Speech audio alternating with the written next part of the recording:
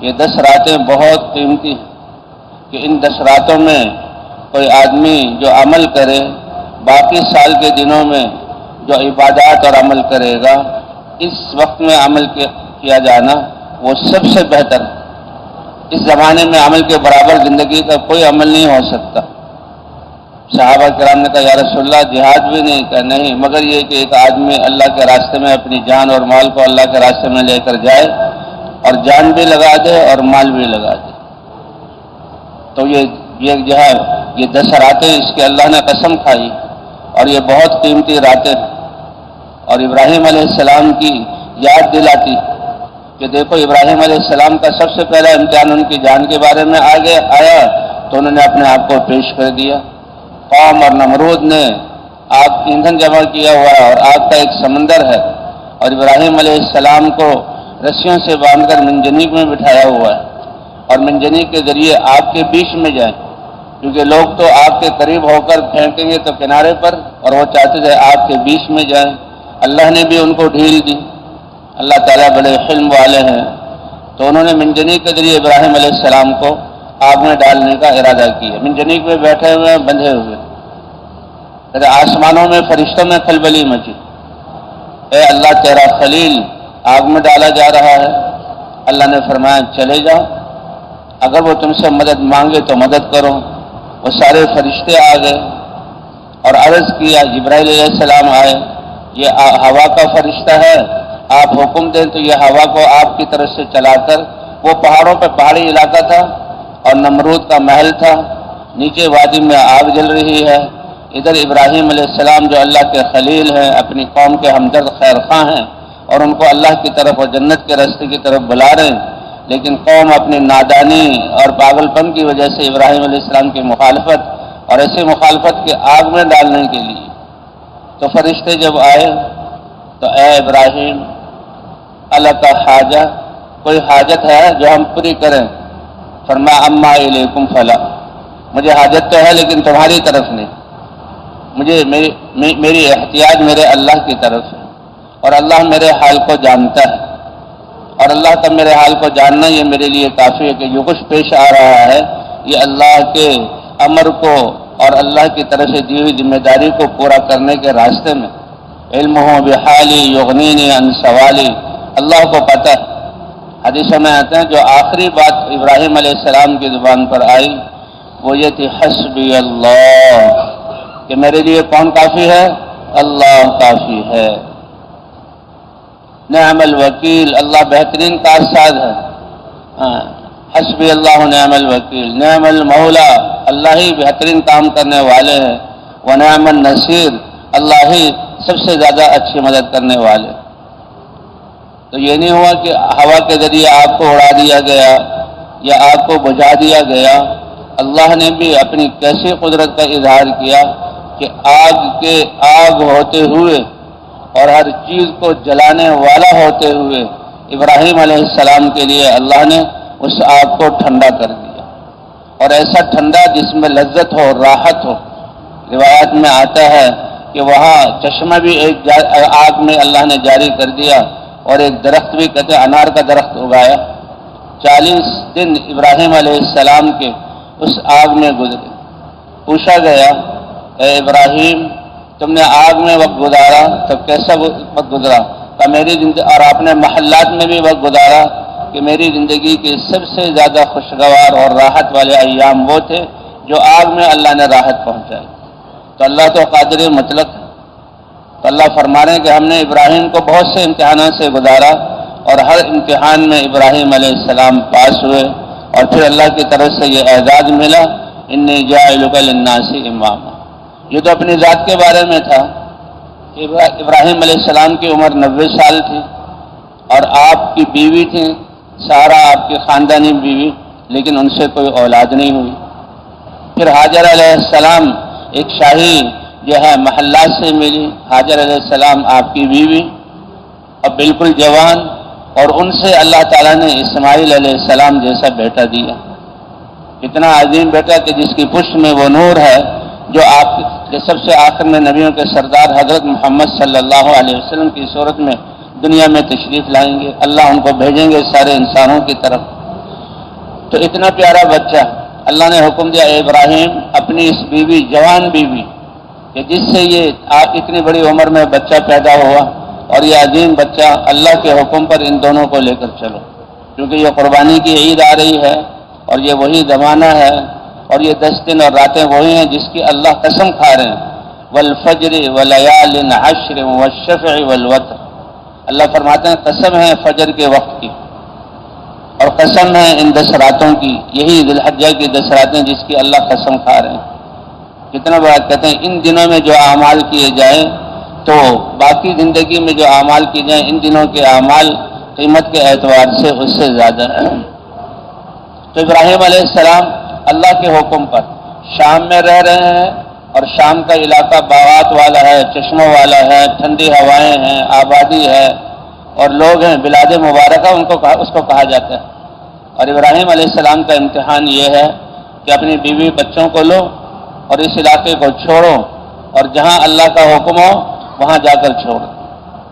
ابراہیم علیہ السلام لے کر چلتے ہیں اور اردن کے میدانوں سے گزرتے ہیں، پھر حجاز کے سنگلاخ پہاڑ آتے ہیں اور ان پہاڑوں میں زندگی کے، انسان کی زندگی کے تو کیا جانوروں کی زندگی کے آثار بھی نہیں، اور جانور کی زندگی تو کیا زمین میں کوئی سبزہ بھی اگنے والا نہیں، وادن غیر ذی زرع، لیکن پالنے والی ذات کس کی ہے؟ اللہ کی ہے۔ اور کس کے حکم پر لے جا رہے ہیں؟ اللہ کے حکم پر لے جا رہے ہیں۔ اب مہینے کا سفر ہے اور راستے میں اترنا، بیوی بچوں سے بات، ابراہیم اسماعیل علیہ السلام کو لینا، بیوی سے بات کرنا، یہ سب جو ہے سلسلہ چل رہا ہے۔ لیکن جب ابراہیم علیہ السلام اس جگہ پر پہنچتے ہیں جہاں اللہ کا حکم تھا کہ اپنی بیوی بچوں کو چھوڑ دو، تو جہاں ایک وادی تھی، چاروں طرف پہاڑ تھے اور ایک ٹیلا تھا، تو کہا یہاں رک جاؤ اور اپنے بچے کو یہاں اور بیوی کو چھوڑ دو۔ ابراہیم علیہ السلام رکے، بیوی کو اتارا، بچے کو حوالے کیا، تو بیوی کو احساس ہو گیا کہ پہلے جہاں کہیں بھی اترے ہیں تو ساتھ اترے اور کھانا پینا اور آرام کرنا ساتھ تھا، لیکن یہاں اتار دیا، بلکہ وہ جو تھیلا تھا جس میں کھجوریں تھیں وہ بھی دے دی اور مشکیزہ تھا جس میں پانی تھا وہ بھی دے دیا، اور اتر نہیں رہے اور بلکہ سواری کے رخ کو واپسی کی طرف پھیر لیا۔ تو سمجھ گئی کہ ابراہیم علیہ السلام تو ہمیں چھوڑ کر جا رہے ہیں۔ لیکن ابراہیم علیہ السلام نے جو اس عرصے میں جو ہے تربیت کی تھی، اور انسان کی تربیت کیا ہے کہ ساری چیزوں سے، اسباب سے، شکلوں سے یقین نکل کر اللہ کی ذات پر یقین آ جائے کہ یہ سارے نقشے مخلوق ہیں، اللہ نے پیدا کیے ہیں، اللہ ان کو چلا رہے ہیں اور اس میں جو نفع نقصان ہے اللہ نے رکھا ہے، اور اللہ ہی کی چاہت اور امر سے یہ چیزیں فائدہ پہنچاتی ہیں اور اللہ ہی کے امر سے یہ نقصان دینے والی چیز نقصان پہنچاتی ہے۔ تو اصل کرنے والی ذات کس کی ہے؟ یہی ایک سرمایہ ہے اور یہی سب سے بڑا جو ہے انسان کی کامیابی کا راز ہے، لا الہ الا اللہ۔ تو جب ابراہیم علیہ السلام چلنے لگے تو ایک فطری سوال تھا، اے ابراہیم ہمیں یہاں چھوڑ رہے ہو، کیوں چھوڑ رہے ہو، کس بنا پر چھوڑ رہے ہو؟ لیکن ابراہیم علیہ السلام کو بات کرنے کی اجازت نہیں، کیونکہ یہ وہی ایام ہیں، یہ 10 دن ذی الحجہ کے کہ جس میں یہ ابراہیم علیہ السلام کو اللہ نے حکم دیا، تو بہرحال اجازت نہیں بات کرنے کی۔ تو خود ہی خیال آیا کہ یہ تو اللہ کے نبی ہیں اور اللہ کے امر کے بغیر کچھ کام نہیں کرتے۔ پوچھا اللہ امرک بہذا، کیا اللہ نے آپ کو اس بات کا حکم دیا ہے کہ میں جوان عورت اور آپ کی وہ بیوی کہ جس کی کوکھ سے ایک بچہ پیدا ہوا اور یہ خوبصورت بچہ، اور شام کی آبادی اور شام کے باغات اور شام کی نہروں اور شام کی ٹھنڈی ہواؤں اور سایوں میں رہنے والے وہاں سے نکال کر یہاں چھوڑا؟ کتنا عجیب یہ معاملہ ہے۔ اللہ امرک بہذا، کیا اللہ نے آپ کو حکم دیا ہے؟ تو زیادہ بات کرنے کی اجازت نہیں تھی، سر سے اشارہ کیا اور کہا نعم، اشار برأسہ وقال النعم، ہاں کا اشارہ کیا اور زبان سے نام کہہ دیا۔ نام کا عربی لفظ ہے ترجمہ جی ہاں۔ تو فوراً ان کے قدم رک گئے کہ اللہ کے امر سے مجھ جوان عورت کو اور میرے اس دودھ پیتے بچے کو آبادی اور زندگی کے وسائل سے اتنی زیادہ دور چھوڑ رہے ہو تو ٹھیک ہے، اذن لا یضیعن اللہ، اللہ کے امر پر میرا یہاں ٹھہرنا اور آپ کا اللہ کے امر پر مجھے چھوڑنا، اللہ کے حوالے کرنا، اللہ ہمیں ضائع نہیں کریں گے۔ جیسے ابراہیم علیہ السلام نے اس وقت کہا حسبی اللہ و نعم الوکیل، میرے لیے کون کافی ہے؟ اللہ۔ وعلی اللہ فلیتوکل المتوکلون وعلی اللہ فلیتوکل المؤمنون، سہارا دیا جاتا ہے، بھروسہ کرنے والے بھروسہ تو اللہ پر بھروسہ کرتے ہیں، اور انسانوں میں سب سے اعلیٰ ایمان والے، اللہ کو پہچاننے والے، سب سے اونچے سرمایہ والے، ایمان والے اللہ پہ بھروسہ کرتے ہیں۔ حدیث پاک میں آتا ہے لو انکم تتوکلون علی اللہ حق توکلی لرزقکم کما یرزق الطیر، اگر تم اللہ پر ایسا بھروسہ کر لو جیسا بھروسہ کرنے کا حق ہے تو اللہ تعالیٰ تمہیں بھی ایسے ہی پالیں گے جیسے اپنے ان خوبصورت پرندوں کو پالتے ہیں۔ ان کی کوئی حکومتیں بادشاہتیں نہیں، نہ ان کے پاس وزارتوں کے عہدے ہیں، نہ ان کے پاس تجارت کی منڈیاں ہیں، نہ ان کے پاس کھیت ہیں کہ جس میں وہ کھیتی کرتے ہوں، ہل چلاتے ہوں، نہ ان کے پاس مزدوری ہے کہ عمل کرتے ہوں، وہ تو اللہ کی مخلوق ہیں، اور ان کے دل ایسے صاف اور پاکیزہ، اللہ پر بھروسہ ہے۔ فرمایا اگر تم جیسے اللہ پر جو ہے بھروسہ کرنے کا حق ہے بھروسہ کرو تو اللہ تمہیں بھی عافیت کے ساتھ، آسانی کے ساتھ اور سہولت والا رزق عطا فرمائے، جیسے کہ ان جانوروں کو رزق عطا فرماتے ہیں۔ اور یہ توکل ایمان کے بقدر ہوتا ہے، یہ توکل ایمان کے بقدر ہوتا ہے۔ تو حاجر علیہ السلام کیا فرما رہی ہیں؟ آپ جائیے، اذن لا یضیعن اللہ، اللہ ہمیں جو ہے ضائع نہیں کرے گا۔ تو ابراہیم علیہ السلام، حضور صلی اللہ علیہ وسلم نے فرمایا تم اپنے باپ ابراہیم علیہ السلام کی ملت پر ہو، اور ابراہیم علیہ السلام کے بارے میں اللہ تعالیٰ فرما رہے ہیں کہ ہم نے ابراہیم علیہ السلام کو کتنے امتحانوں میں ڈالا، اور یہ ایسے عظیم نبی اللہ کے خلیل ہر امتحان میں پاس ہو گئے کہ جب آگ میں ڈالا جانے لگا اس وقت بھی کہا حسبی اللہ و نعم الوکیل، اور جب حکم ہوا کہ اپنی بیوی اور اس کی کوکھ سے پیدا ہونے والا بچہ جو 90 سال کی عمر میں ملا ہے اور آپ کو اس سے کتنی محبت ہے اور یہ بچہ کتنی عظمتوں والا ہے، اس بیوی کو اور بچے کو زندگی کے نقشوں سے اور اسباب سے دور چھوڑاؤ۔ ابراہیم علیہ السلام مہینہ بھر لے کر چلے اور وہاں چھوڑ کر آ گئے، اور ابھی تو امتحان باقی ہیں، اور اللہ نے ان امتحانات کا ذکر کیا، اور اللہ پھر ہمیں یہ فرماتے ہیں کہ اے امت محمدیہ تمہیں بھی میں آزماؤں گا، تم پر بھی امتحان آئے گا۔ جی ہاں، وَلَنَبْلُوَنَّكُمْ، ہم البتہ ضرور بضرور آزمائیں گے۔ یہ دنیا راحت کے ساتھ گزار دو اور مزے میں گزار دو، یہ اس کے لیے نہیں ہے۔ دنیا تو دار الابتلاء ہے، دنیا تو دار العمل ہے، دنیا تو اپنے اللہ کے امر پر اپنے آپ کو تھکانے کے لیے ہے۔ تھوڑا سا وقت ہے، باقی آسائشیں جو پوری ہوں گی، دنیا اس کی جگہ ہی نہیں۔ یہ بہت چھوٹا سا برتن ہے، یہ بہت تھوڑا سا عرصہ ہے۔ یہاں انسان زندگی چاہتا ہے، موت ہے، یہاں انسان صحت چاہتا ہے، یہاں بیماری بھی آتی ہے، یہاں انسان خوشی چاہتا ہے، یہاں غمی بھی آتی ہیں، یہاں انسان جوانی چاہتا ہے، یہاں بڑھاپا بھی آتا ہے۔ یہ حالات کی جگہ ہے، یہ راحت اور آرام کی جگہ نہیں، وہ اللہ نے آخرت بنائی ہے۔ بہرحال اس کی تیاری کے لیے اللہ نے یہاں بھیجا، اور وہ تیاری کیا ہے کہ اللہ کی دی ہوئی صلاحیتوں اور جسم اور نعمتوں کو اللہ کے حکم پر استعمال کر لو۔ بھائی جس کی دی ہوئی نعمت ہے، جس کی دی ہوئی امانت ہے، اسی کے مطابق جو ہے وہ عمل کیا جاتا ہے۔ ایک صحابی، ان کے گھر میں ایک بچہ، وہ سفر میں گئے اور جب واپس آئے تو بچے کا انتقال ہو چکا تھا۔ یہ اللہ کے راستے سے آ رہے تھے، تو جب ایمان ہوتا ہے اور اللہ کے احکام سے پلنے کا یقین تو کیسے ایک دوسرے کے ہمدرد اور خیر خواہ۔ اب ایک تو یہ کہ اچھا تم اللہ کے راستے میں گئے اور بچے کو بیمار چھوڑ گئے اور دیکھا کہ بچہ مر گیا اور پھر واویلا، تو یہ ناکامی اور ناسمجھی والی زندگی ہے۔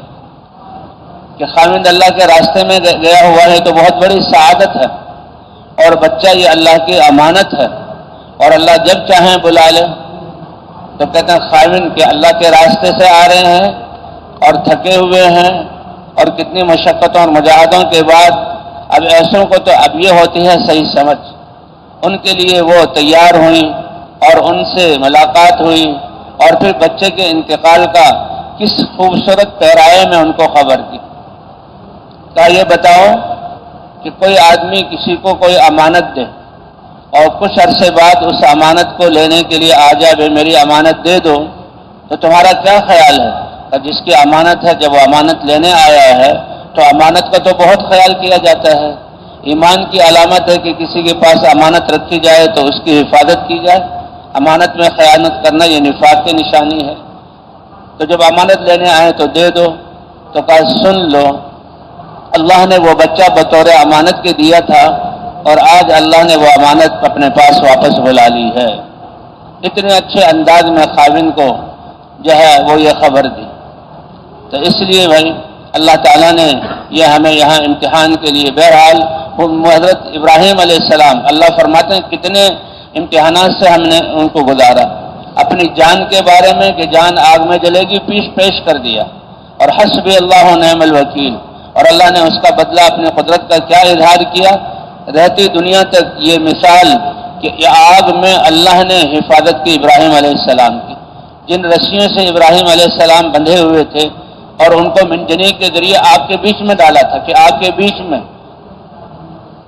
تو اس آگ نے ان رسیوں کو جلا دیا اور ابراہیم علیہ السلام کے کپڑوں میں سے کپڑے کا کوئی دھاگا اور جسم میں سے کسی بال کو نہیں جلایا۔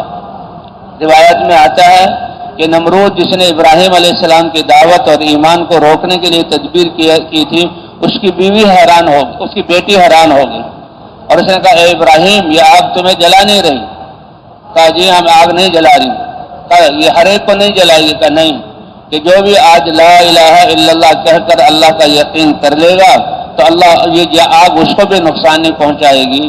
تو روایات میں آتا ہے یہ نمرود جو ابراہیم علیہ السلام کی دعوت کو ختم کرنے کے لیے ساری کوشش کر رہا ہے، اس کی بیٹی نے بھی کلمہ پڑھا اور ایمان والی بن گئی۔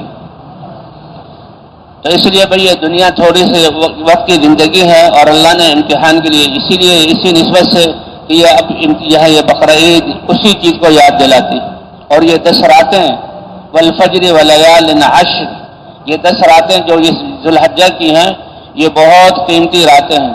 اللہ قسم کھا رہے ہیں فجر کی رات کی اور ان 10 راتوں کی۔ یہ 10 رات اور 10 دن ہیں، ان میں جو اعمال کیے جائیں اس کی قیمت بہت زیادہ ہوتی ہے بنسبت دوسرے زمانے میں ان اعمال کو کیا جائے۔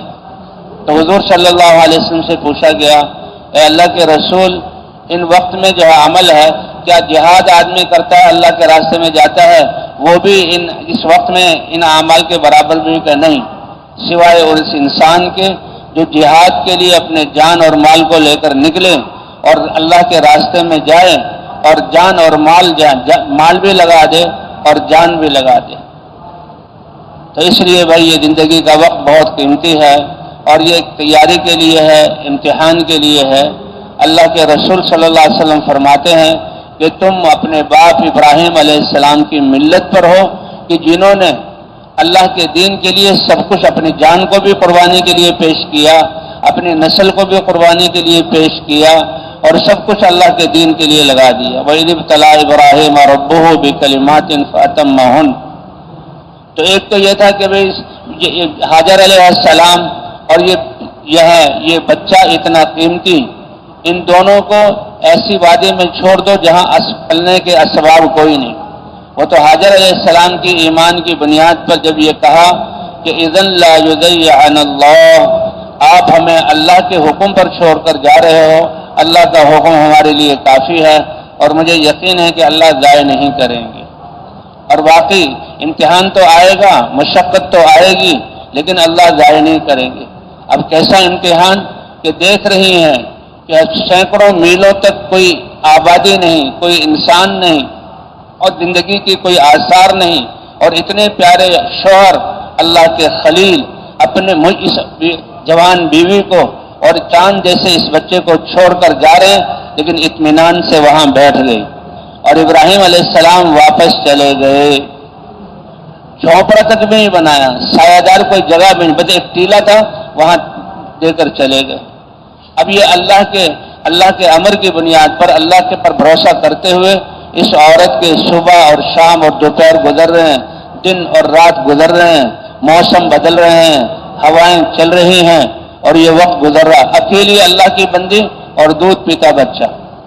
تو ابھی تو جہاں تھیلے میں کچھ کھجوریں ہیں یہ کھائیں گی، اس سے اللہ سینے میں دودھ بنائیں گے اور بچے کو پلا دیں گی. مشکیدے میں پانی ہے، ابھی تو یہ پانی ہے، کب تک چلے گا؟ یہ پانی پئیں گی، اس سے پیاس دور ہوگی، اور بچہ دودھ پیے گا تو اس کی پیاس بھی دور ہوگی. لیکن کب تک یہ چلے؟ وہ ختم ہو رہا ہے اور اللہ کی طرف سے نظام چل رہا ہے. اللہ چاہتے تو اس جو ہے کھجوروں میں اتنی برکتیں دے دیتے کہ کھجوریں ختم ہی نہ ہوتی، اور اللہ نے ایسا کیا. لیکن یہ امتحان ہے. اللہ چاہتے تو پانی کو ختم نہ ہونے دیتے، پانی بھی چلتا رہتا. اللہ کے امر پر رکی ہیں، لیکن اللہ نے اپنی قدرت کو ظاہر کرنا ہے کہ حج کے لیے بھی جاتے ہیں، اللہ حج کے لیے بلاتے ہیں تو اپنی اس بندی کی دین کے لیے، اللہ کے امر کے لیے قربانی، یہ چیزیں اللہ سامنے لاتے ہیں کہ تم ابراہیم علیہ السلام کی اتباع کرو اور ایسے قربانی کرو. لن ینال اللہ لحومها ولا دماؤها ولکن ینالہ التقوی منکم. یہ جانور جو تم ذبح کرتے ہو اور اس کا خون جو بہاتے ہو، اللہ کو نہ ان کے گوشت کی ضرورت ہے اور نہ ان کے خون کی. تم جانور ذبح کر رہے ہو، قربانی دے رہے ہو اور خون بہا رہے ہو، لیکن اس میں جو اللہ کی محبت تمہارے دل میں ہے اور اللہ کی امر کی وجہ سے تم اپنی محبت کو قربان کر رہے ہو، اللہ کو یہ پہنچتا ہے. تو دونوں چیزیں ختم ہوئی، بھوک آنی شروع ہوئی. تو ماں کے سینے میں جب تک دودھ تھا، بچے کو دودھ پلا رہی ہیں، لیکن وہ دودھ بھی خشک ہو گیا. اب خود بھی بھوکی ہیں پہلے سے کہ پانی اور کھجوریں ختم ہو چکی، اور اب بچہ بھی بھوکا ہے، اور بچہ بھی کیسا پیارا بچہ ہے. بچہ بھوکا ہوا، رویا ہوگا اور ہاتھ پاؤں مارے ہوں گے، حتیٰ کہ یہاں یہ حالت پہنچ گئی کہ بھوک اور کمزوری کی وجہ سے بچے کا جسم اینٹھنے لگا اور وہ سخت تکلیف میں ایڑیاں رگڑنے لگا. اور اللہ بھی دیکھ رہے ہیں، اللہ بھی دیکھ رہے ہیں. تو یہ قربانی اللہ کو مطلوب ہے. اللہ دیکھ رہے ہیں کہ کیسی عظیم عورت اللہ کی بندی اور اللہ پر ایمان والی. اور اس بات کو اس انسانیت کے سامنے لایا گیا کہ اے انسانوں، جو کچھ تمہیں اللہ نے دیا ہے تم امتحان میں ہو، اور جب اللہ کی طرف سے مطالبہ ہو تو ان سب کو جو ہے لگا دو، اللہ کے لیے لگا دو. اللہ تمہیں ضائع نہیں کریں گے. ظاہری طور پر اب جب دیکھا بچہ جو ہے وہ تڑپ رہا ہے اور ایڑیاں رگڑ رہا ہے، تو صفا اور مروہ، دائیں طرف صفا پہاڑ ہے کہ اس چھوٹا سا پہاڑ تھا بڑے پہاڑوں کے بیچ میں، اس پر چڑھی. کس لیے چڑھی؟ کہ ہو سکتا ہے کوئی قافلہ دروں میں سے اور وادیوں میں سے گزرتا ہوا نظر آ جائے اور میں اپنے دوپٹے سے اشارہ کروں تو ایک بے بس عورت کی جو ہے وہ مدد کر جائیں، کچھ پانی اور کھانے کی چیزیں دے دیں. لیکن اللہ نے اپنی قدرت کو ظاہر کرنا تھا، اور ان کی ان اداؤں کو اللہ تعالیٰ نے قیامت تک زندہ رکھنا تھا کہ جو اللہ کے لیے قربانی کرتا ہے اللہ اسے ضائع نہیں کرتے. تو یہ صفا پہاڑ، مروہ پہاڑ، صفا پہاڑ کو چاروں طرف دیکھا، کچھ نظر نہ آیا. پھر نیچے اتر کر دوسری طرف بائیں طرف جو ہے وہ مروہ پہاڑ تھا کہ اس پر چڑھ کر دیکھو وہاں سے کوئی قافلہ گزر رہا ہو اور اشارہ کر کے ان سے یعنی کوئی پانی اور کھانے پینے کی چیزیں لے لوں. وہاں چڑھی.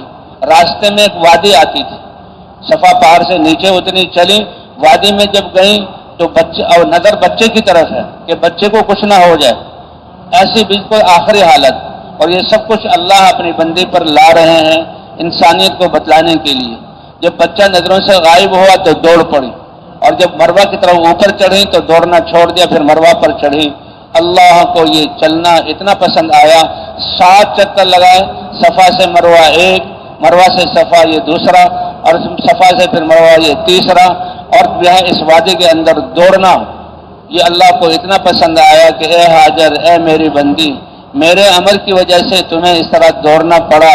تمہاری اس سنت کو وہ بڑی امت جو میرے نبی حضرت محمد صلی اللہ علیہ وسلم کی امت ہوگی، اس امت کے میں اس سنت کو میں زندہ کروں گا، اور قیامت تک اس کے حج کرنے والے ان کا حج کامل نہیں ہوگا جب تک کہ صفا پہاڑ پر نہ چڑھیں اور صفا سے پھر اس وادی میں نہ دوڑیں اور مروہ تک آئیں. تم نے 7 چکر لگائے تو وہ بھی اسی طرح 7 چکر لگائیں گے. کتنی بڑی بات ہے.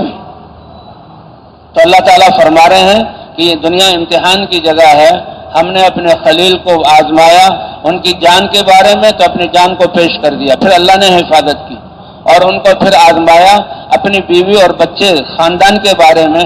اس میں بھی ابراہیم علیہ السلام یہ لے کر گئے اور وادی غیر ذی زرع بلاد شام سے 1000 کلومیٹر دور اور زندگی کے اسباب سے سینکڑوں میل دور، اور ایک عورت ذات، اور ایک دن 2 دن کی بات نہیں، سال ہا سال 12 سال تک تو ابراہیم علیہ السلام، حاجر علیہ السلام نے اسماعیل علیہ السلام کی تربیت کی۔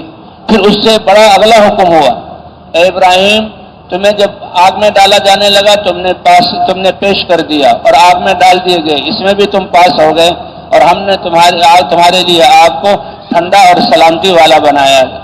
پھر تمہیں حکم دیا گیا کہ اپنی اس جوان بیوی اور اس کے دودھ پیتے بچے کو، جو 95 یا 90 سال کی عمر میں بچہ ملا، ان کو بھی جہاں دور چھوڑ کر آؤ، اور ایسی جگہ چھوڑ کر آؤ کہ زندگی کے کوئی اسباب نہیں۔ وہ تو ہم نے اپنی بندی حاجر علیہ السلام کی ایمان کی بنیاد پر ان کو ہم نے پالا اور ان کی زندگی کو چلایا، اور اسی پر آب زمزم دیا ہے، اور اسی پر پھر بیت اللہ بنا۔ تو تم اس امتحان میں بھی پاس ہو۔ اس عورت نے اس بچے کی تربیت کی، 1-2 دفعہ بیچ میں آئے اور پھر چلے گئے، بلکہ بعض دفعہ آئے اور ابراہیم علیہ السلام کو اترنے کی اجازت نہیں، آئے ہیں اور سواری پر کھڑے رہے۔ حاجر علیہ السلام نے ان کے پاؤں سے گرد و غبار کو اپنے دوپٹے سے دور کیا اور کچھ تھوڑی بات چیت کی، اور پھر حکما کے بس ملو اور واپس چلے جاؤ۔ کیا منظر ہوگا، کیا جذبات ہوں گے، لیکن قربان جائیں حاجر علیہ السلام کے، قربان جائیں ابراہیم علیہ السلام کے، کہ اللہ کے امر پر سب کچھ قربان کیا، اور ہمیں اس بات کو محفوظ کیا گیا قرآن اور حدیث کے ذریعے، اس امت کو جہاں بتایا گیا کہ تم بھی انہی کی ملت پر ہو، دیکھو میرے دین کے لیے ایسے قربانی کرنا جسے میرے خلیل ابراہیم علیہ السلام نے قربانی کی۔ نہ جوان بیوی یہ آڑے آئے اللہ کے امر کو پورا کرنے سے، نہ یہ بچہ اکلوتا یہ آڑے آئے، بلکہ بیوی اور بچوں کو اللہ کے دین کے لیے اللہ کے امر پر ایسی جگہ چھوڑ دینا، اور بچے کو اس حال میں چھوڑ دینا۔ اور پھر اس سے بڑا حکم کہ اللہ تعالیٰ نے ابراہیم علیہ السلام کو خواب دکھایا۔ حضرات انبیاء کرام کا خواب وحی ہوتی۔ ایک دن خواب دیکھا کہ خواب میں چھری سے اپنے بچے کو ذبح کر رہے ہیں، پھر دوسرے دن خواب دیکھا، پھر تیسرے دن۔ یہ تو اللہ کا امر ہے، اللہ نے حکم دیا تھا تو وادی غیر ذی زرع میں چھوڑ آئے۔ اس بیوی نے اس بچے کو پالا، 12-13 سال عمر ہو گئی، اب اللہ کا حکم۔ تو یہ جو ہے ذی الحجہ کا مہینہ، یہ 10 راتیں اور یہ زمانہ ہمیں ابراہیم علیہ السلام کی قربانیوں کو یاد دلاتا ہے۔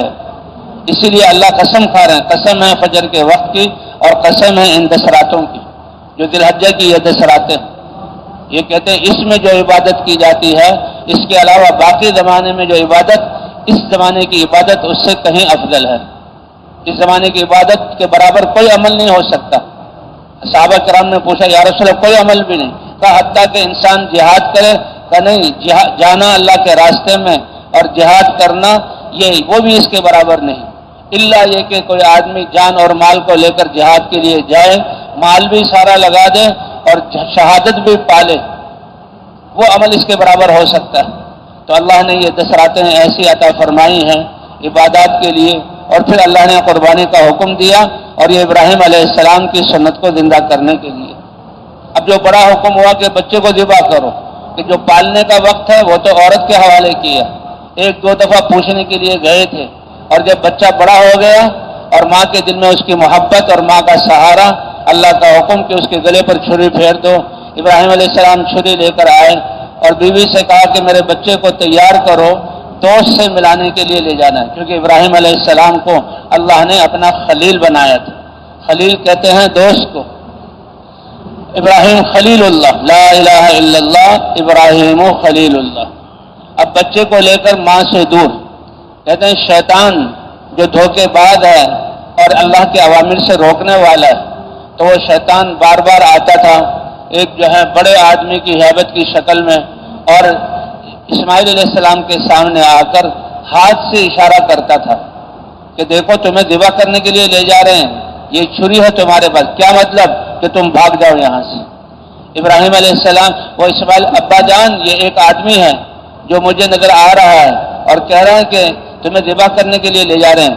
تو ابراہیم علیہ السلام وہاں کنکری مارتے، یہ کنکری مارنا جو شیطان کا رمی جمارات، اس کا واقعہ یہ ہے، وہاں کنکری ماری اس کو، اور ابراہیم علیہ السلام نے کھڑا کیا، کہا بیٹا میں اللہ کا خلیل، اللہ کا رسول، اور تم میرے اکلوتے اور چہیتے بیٹے ہو۔ لیکن اللہ نے ایک بہت بڑا امر دیا ہے، مجھے خواب میں دکھلایا ہے۔ خواب، میرا خواب یہ وہی اللہ کا حکم ہے، انی رأیت فی المنام انی اذبحک، مجھے خواب میں اللہ نے یہ دکھلایا ہے، میں دیکھ رہا ہوں کہ چھری سے تمہارے گلے کو کاٹ رہا ہوں، میں تمہیں ذبح کر رہا ہوں۔ اللہ اکبر۔ جیسے اس بچے کی ماں، جبکہ بچہ بولنے کے قابل نہیں تھا، دودھ پیتا تھا، وہ اللہ کے امر پر رک گئی اور اس نے ایمانی کلمہ کہا، اسی ایمان کی بنیاد پر اللہ نے ان کو اتنی بڑی عزت دی اور اپنی قدرت کا اظہار کیا۔ آپ جائیے، اللہ ہمیں ضائع نہیں کریں گے۔ آج اسی عورت کا بغیر کسی مدرسے کے، بغیر کسی کتابوں کے، بغیر کسی عمارت تو بہت بڑی بات ہے، بغیر کسی جھونپڑے کے اور بغیر کسی استاد کے، ایمان کی بنیاد پر ماں نے اس بچے کی ایسی تربیت کی اور اس کو سمجھایا، بیٹا ہمارا سارا جسم، ہماری زندگی کے لمحات اور جو کچھ اللہ نے دیا وہ، حتیٰ کہ زندگی اور یہ گردن، یہ بھی اللہ کے لیے قربان کرنے کے واسطے ہے۔ یہ بچے کی پوری تربیت ہو چکی تھی، کوئی بحث مباحثہ نہیں ہوا، کوئی پیش و پیش اور جہاں کمی ذاتی نہیں ہوئی۔ بیٹے نے بھی خوش ہو کر اپنے باپ کو اتنے پیارے الفاظ، یا ابتی، اے پیارے ابا جان، آپ میرے ابا ہیں، میں آپ کا سعادت مند بیٹا ہوں، اللہ نے حکم دیا گردن کاٹنے کا، افعل ما تؤمر، جو آپ کو حکم دیا گیا آپ کر دیجئے، یعنی میری گردن کو تن سے کاٹ کر جدا کر دیجئے۔ تکلیف تو ہوگی، یہ نہیں کہ تکلیف نہیں ہوگی اس لیے میں تیار ہوں، تکلیف ہوگی، لیکن کیا ہے، اللہ کے امر پر تکلیف کو برداشت کرنا، یہ کامیابی کی بنیاد ہے۔ ستجدنی انشاءاللہ من الصابرین، آپ مجھے اللہ نے چاہا تو صبر کرنے والوں میں سے پاؤ گے۔ اللہ اکبر۔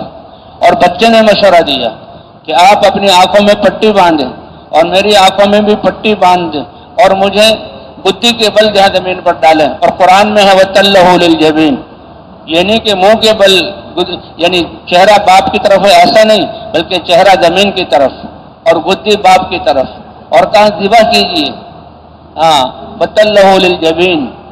لیکن آنکھوں پہ پٹی بندھی ہوئی تھی، دیکھا کہ چھری چلی اور گردن کٹی اور خون کی فوار ان کے ہاتھوں کو لگی۔ اس امر کو پورا کر ابراہیم علیہ السلام کو اطمینان کہ تھا تو بہت مشکل امر، لیکن اللہ کا امر تھا، یہ اللہ کا امر پورا ہو گیا۔ لیکن اے ابراہیم، جب تم اللہ کے امر پر قربانی کرنے والے ہو، اللہ قربانی کرنے کا حکم تو دیتے ہیں لیکن قربان ہونے نہیں دیتے۔ باپ تو یہ سمجھ رہے ہیں کہ گردن کٹ گئی، لیکن جب پٹی کھولی تو دیکھا جنت سے اتارا ہوا مینڈا وہ چھری کے نیچے ہے، اور سامنے جبرائیل علیہ السلام کھڑے ہوئے ہیں، اور جبرائیل علیہ السلام کے ساتھ یہ چاند جیسا بیٹا اسماعیل کھڑا ہوا ہے، اور جبرائیل علیہ السلام خوشخبری دے رہے ہیں، اے ابراہیم مبارکباد ہو کہ اس امتحان میں بھی تم پاک، تم نے تو چھری پھیر دی اور تمہارے یہاں علم کے اعتبار سے گردن کٹ چکی، لیکن اللہ تعالیٰ قربانی کی صورت تو پیش کرتے ہیں لیکن قربان نہیں ہونے دیتے۔ اور اللہ کی طرف سے کیا ہوا، انی جاعلک للناس اماما۔ پھر اللہ نے کتنا بڑا کام لیا کہ باپ اور بیٹے کے ذریعے سے اللہ تعالیٰ نے جو ہے بیت اللہ بنوایا، بیت اللہ بنوایا، اللہ کا گھر۔ ان اول بیت وضع للناس للذی ببکۃ مبارکا وہدی، یہ برکت والی جگہ اور ہدایت کی جگہ ہے، اللہ تعالیٰ نے بیت اللہ بنوایا۔ ابراہیم علیہ السلام نے بیوی اور بچے کو قربان کیا اور اللہ نے وہاں قیامت تک کروڑا کروڑ اربا ارب انسانوں کے پلنے کی آب زمزم بھی دیا، اور باوجود اس کے کہ وہاں کوئی زراعت نہیں ہوتی، لیکن قیامت تک آنے والے اربا ارب حاجیوں کے لیے پوری دنیا سے ان کے لیے پھل، تازہ پھل اور غذائیں اللہ نے ان کی قربانی پر اس کا انتظام کیا۔ تو یہ قربانی والی عید ہے، اور اللہ تعالیٰ نے ہمیں امتحان ہی کے لیے پیدا کیا، اور اس میں ابراہیم علیہ السلام، اس لیے حضور صلی اللہ علیہ وسلم نے فرمایا کہ تم اپنے دادا ابراہیم علیہ السلام کی ملت پر ہو، کہ جان کی قربانی کا وقت آیا، ابراہیم علیہ السلام نے پیش کر دی، لیکن اللہ نے جان کو قربان نہیں ہونے دیا، بلکہ کیسی بڑی عزت عطا فرمائی۔ نمرود کی تدبیر کو کیسے اللہ نے خاک میں ملایا، اور نمرود کے گھر میں ایک روایت کے مطابق اس کی بیٹی کلمہ پڑھے، اس نے کلمہ پڑھا، اور باپ کے دین کو اس نے، باپ کے جو ہے غلط طریقے کا اور اس کی الوہیت کا اس نے انکار کیا، اور اس نے بھی کہا لا الہ الا اللہ ابراہیم خلیل اللہ۔ تو اس طرح اللہ نے نبیوں کو بھیجا اور حضرات انبیاء کرام کی تعلیم یہی تھی، اور اللہ بھی قرآن پاک میں فرما رہے ہیں انا جعلنا ما علی الارض زینۃ لہا لنبلوہم ایہم احسن عملا، کہ جو کچھ یہ روئے زمین ہے اس کو ہم نے پتھر کے پہاڑوں سے اور ریت کے صحراؤں ٹیلوں سے اور میدانوں اور نباتات سے اور پانی سے ہم نے اس کو مزین کیا۔ انا جعلنا ما علی الارض زینۃ لہا، یہ زمین کی زینت ہے، لیکن یہ سب کچھ کے بہت بڑے مقصد کے لیے، انسان کے امتحان کے لیے، کہ امتحان کے بعد پاس ہونے والے کو شرافت اور عزت ملتی ہے، یا امتحان کے بعد، جی ہاں، لنبلوہم ایہم احسن عملا۔ اور امتحان کیا ہے؟ کہ دل کا یقین ٹھیک ہو جائے اور جسم کے اعضاء کا استعمال ٹھیک ہو جائے۔ اس لیے فرمائے ان اللہ لا ينظر الى صورکم ولا الى اموالکم ولکن ينظر الى قلوبکم واعمالکم، اللہ تمہاری شکلوں کو نہیں دیکھتی ہے، تو اللہ نے بنائی ہے، اور نہ تمہارے مالوں کو دیکھتے ہیں، یہ نظام چلانے کے لیے مال کی تقسیم یہ اللہ نے کی ہے، اور مال پر انسان کی کامیابی کا دار و مدار نہیں، کامیابی تو انسان کے اندر کی مایا ہے، اور وہ کیا ہے کہ دل کا یقین ٹھیک ہو جائے اور اعضاء کا استعمال اللہ کے حکم کے مطابق ہو جائے۔ اس لیے نہ اللہ تمہاری شکل و صورتوں کو دیکھتے ہیں، نہ اللہ تمہارے مالوں کو دیکھتے ہیں، لیکن تمہارے دل کے یقین کو اور جسم کے استعمال کو دیکھتے ہیں۔ یہی حضرات انبیاء کرام کی تعلیم تھی۔ حضرات انبیاء کرام علم لے کر آتے تھے اور دعوت کے ذریعے اللہ کی پہچان کرواتے، کیونکہ علم اس کے لیے طلب ضروری ہے۔ یہ علماء اپنے آپ کو طلبۃ العلم کہتے ہیں، اور اہل علم جن کی تعریف اللہ نے قرآن میں کی ہے، یہ اہل علم پہلے جو ہے طالب علم کے زمانے سے گزرتے ہیں، تو طلب ضروری ہے۔ اس طلب کے بعد اللہ ہی عطا فرماتے ہیں۔ حضرات انبیاء کرام علم لے کر آئے، دعوت کے ذریعے اللہ کا تعارف کرایا، اور پھر اللہ والے علم کی طلب ہوئی اور نبیوں سے وہ علم حاصل کیا، اپنی زندگی کو اللہ کے احکام والا بنایا۔ اللہ زمانے کو گواہ بناتے ہیں کہ زمانے سے پوچھو اور زمانے کی خوردبین اور دیوٹبین لگا کے دیکھو، آدم علیہ السلام سے لے کر تمہارے زمانے تک جتنی قومیں، قبائل اور جتنے قسم کے لوگ آئے، کامیاب کون ہے اور ناکام کون ہے؟ الا الذین آمنوا، کامیابی کے لیے سب سے بنیادی اور پہلی شرط اللہ کی ذات پر ایمان۔ ایمان کتنی بڑی دولت ہے، اللہ کی ذات کا، وحدانیت کا یقین، لا الہ الا اللہ سب سے بڑا علم ہے کائنات میں۔ علم کہتے ہیں کہ جس چیز کا علم جو ہے حاصل کرے وہ چیز کتنی قیمتی ہے، تو اللہ تو سب سے بڑے ہیں۔ اللہ کی معرفت، اللہ کے ایک ہونے کا یقین، اللہ کے احکام میں کامیابی کا یقین، سب سے بڑا علم یہ ہے۔ وَاعْلَمْ أَنَّهُ لَا إِلَٰهَ إِلَّا هُوَ، اور سب سے یہ قیمتی کلمہ ہے۔ اسی لیے حضرت موسیٰ علیہ السلام کی حدیث میں جو آتا ہے کہ اللہ تعالیٰ نے فرمایا اے موسیٰ، ساتوں زمین، ساتوں آسمان اور عرش معلیٰ سے لے کر تحت و ثری تک ساری کائنات اور ان فضاؤں میں جو کچھ ہے سب کو لے کر ترازو کے ایک پلڑے میں رکھ دیا جائے اور لا الہ الا اللہ کو دوسرے پلڑے میں رکھ دیا جائے تو لا الہ الا اللہ کا پلڑا بھاری ہو جائے گا۔ اس لیے یہی بنیاد ہے، اور سارے انبیاء اسی کو دعوت کو لے کر آئے، اور لا الہ الا اللہ کی دعوت ہی سے اللہ کا عشق اور اللہ کی محبت دل میں آئی، اور جب اللہ کی محبت دل میں آئی، اللہ کے حکم پر اور بنائے ہوئے دستور زندگی پر چلنا آسان ہوا، اور اللہ نے کہا ہم نے ہمیشہ ایمان والوں کو زمین کا وارث بنایا، اور ایمان والوں کے وجود میں آنے پر ہم نے کتنی بڑی بڑی طاقتوں کو نیست اور نابود، باطل اور طاغوتی طاقتوں کو نیست و نابود کر دیا۔ اللہ ایک آیت میں کہ کسی قوم کو ہم نے ہوا کے ذریعے ہلاک کیا، حالانکہ ہوا انسان کی زندگی کے لیے کتنی ضروری ہے۔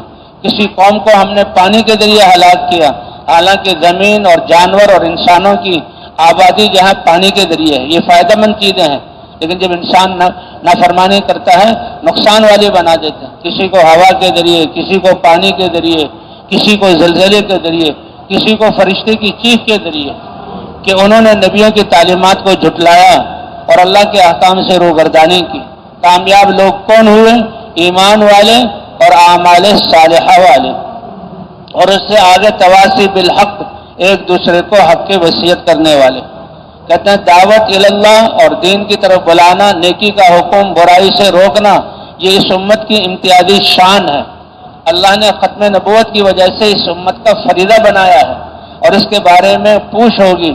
لیکن ایمانی غیرت اور اللہ کی محبت میں دوسرے لوگوں کو نافرمانیوں سے روکنا یہ پہلی امتوں کو بھی ذمہ داری تھی.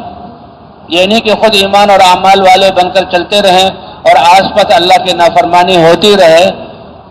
جسے کوئی کہتا ہے میرے باپ کی شان میں کوئی گستاخی کرے گا تو میں اس کی جان لے لوں گا، میری بیوی اور میرے بچوں کے بارے میں کوئی گستاخی کرے گا تو ان کی محبت ایسی کہ اپنی جان دینے کے لیے، لڑنے مرنے کے لیے تیار. تو اللہ کی ذات تو وہ ہے کہ اللہ کی محبت اپنے خاندان اور اپنی جان سے بھی زیادہ قیمتی ہو. اللہ کی محبت کی غیرت میں اللہ کی نافرمانی کو یہ انسان برداشت نہ کر سکے. ان کی ذمہ داری تو نہیں تھی، لیکن اس غیرت کی وجہ سے اللہ کی نافرمانی سے روکنا اور نافرمانی کرنے والوں سے قطع تعلق کرنا یہ ان کے لیے ضروری تھا. اس لیے اور ہماری تو اللہ نے یہ ذمہ داری بنائی، کتنا بڑا فرق ہے. اس لیے آتا ہے کہ اللہ تعالیٰ نے جبرائیل علیہ السلام کو حکم دیا، اے جبرائیل یہ فلاں بستی والے نافرمانی میں حد کر گئے، حد سے تجاوز ہو گیا، جسے کہتے ہیں سر سے پانی گزر گیا. اب پانی سر سے اوپر ہو جائے تو ہلاکت یقینی ہے. تو اے جبرائیل اس بستی کو پلٹ دو. ان کی سزا یہ ہے کہ اپنے پر کے کونے پر ان کو اٹھاؤ اور زمین سے ان کو اکھیڑو اور اوپر کی طرف لا کر پلٹ دو. یہ انسان نیچے اور جس زمین کے اوپر رہتے تھے یہ ان کے اوپر. اب بھی اردن میں ایک علاقہ ہے وہاں ایک سمندر ہے جس کو بحر مردار کہتے ہیں، اور وہ کیا ہے، کئی قومیں تھیں، کئی بستیاں تھیں جو وہاں بس رہی تھیں، اور لوط علیہ السلام کو اللہ نے نبی بنا کر ان کی طرف بھیجا تھا. لوط علیہ السلام یہ ابراہیم علیہ السلام کے بھتیجے تھے، اصل عراق کے رہنے والے تھے. یہ ایک نبی ہے جو دوسری قوم کی طرف اور دوسرے قبائل کی طرف نبی بنا کر بھیجے گئے، اور وہ قوم بڑی بے حیائی کے کاموں میں، بڑی انسانیت سے گری ہوئی، جانوروں سے بھی زیادہ گرے ہوئے کام کرنے والی تھی. انسان ہوتے ہوئے، انسانی شکل اور انسانی لبادہ ہوتے ہوئے، اگر کوئی انسان کپڑوں کے بغیر کھڑا ہو جائے تو یہ اتنی بڑی انسانی، اتنے بڑے یہاں مقدر کر دینے والی اور پریشان کر دینے والی کہ بالکل انسان کے دل پریشان ہو جائے. تو بہرحال لوط علیہ السلام یہاں ان کی قوم نے جب ان کے حکم کو نہ مانا، اللہ نے جبرائیل علیہ السلام کو حکم دیا اور جبرائیل علیہ السلام نے اس زمین کو اٹھایا اور پلٹ دیا. اتنا آسمانوں کی طرف لے گئے کہ اس یہاں خطے کے کتوں کے بھونکنے کی آواز آسمان دنیا کے فرشتوں نے سنی اور زمین کو الٹ دیا گیا اور پھر پتھروں کی بارش ہو گئی اور اللہ نے اس کو جو ہے اس کا نام و نشان مٹا دیا. تو جبرائیل علیہ السلام کو حکم کہ اس بستی کو پلٹ دو. اے اللہ، اس میں تیرا ایک بندہ ہے، اس نے تو اپنا الگ عبادت خانہ یہاں بنایا ہوا ہے اور وہ ہر وقت تیری عبادت میں. کہا اسی کے سر پر پلٹو.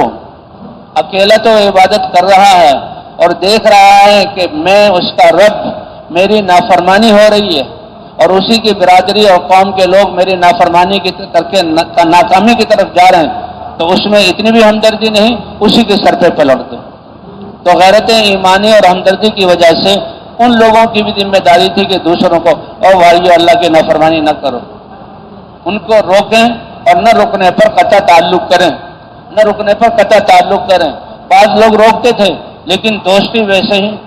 اس لیے بھائی نافرمانوں سے اتنی تو ہمدردی ہو کہ یہ انسان اس کو نافرمانی سے نکالنا ہے، اور ان کو نکالنے کے لیے ہمدردی کا اظہار ہے، لیکن ان کی کفر اور ان کی عادات سے ہمارے دل میں نفرت ہونی چاہیے اور ان کے لیے کوشش ہونی چاہیے.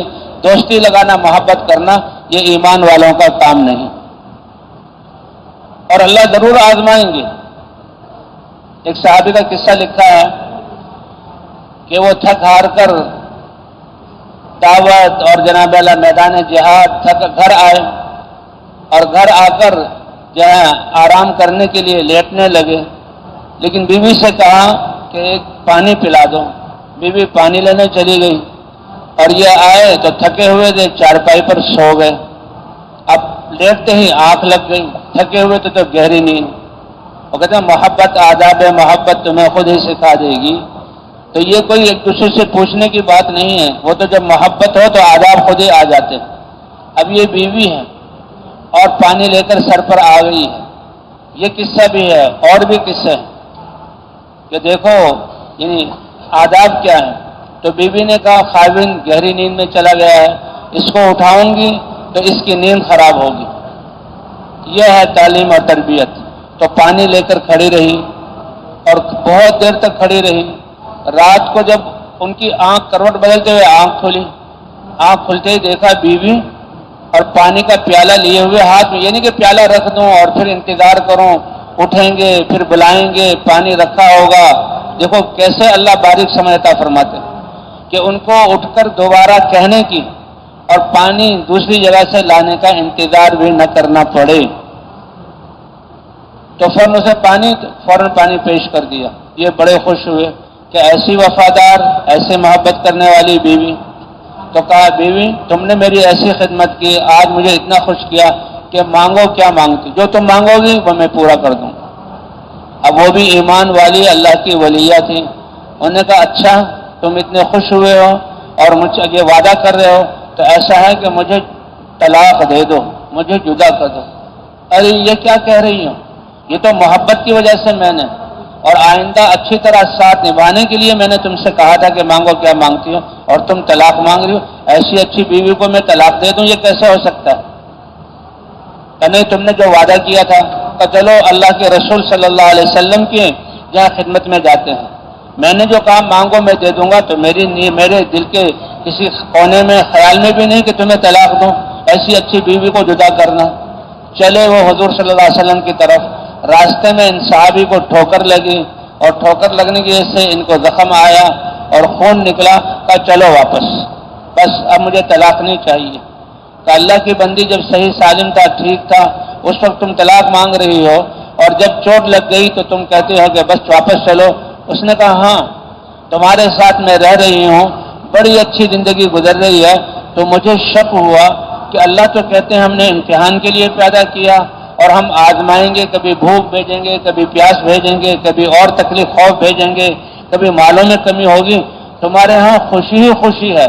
اور اللہ فرماتے ہیں ایمان والو میں تمہیں آزماؤں گا، تو میں تو پریشان ہو گئی کہ کیا بات ہے، ایمان والوں کو تو اللہ تکلیفیں بھیجتے ہیں، تکلیفیں آ ہی نہیں رہی، اس لیے میں نے، لیکن جب تمہیں چوٹ لگی تو پتہ لگ گیا کہ نہیں تم ایمان والے ہو اور یہ اللہ کی طرف سے آزمائش آئی ہے، اللہ کی طرف سے آزمائش آئی ہے۔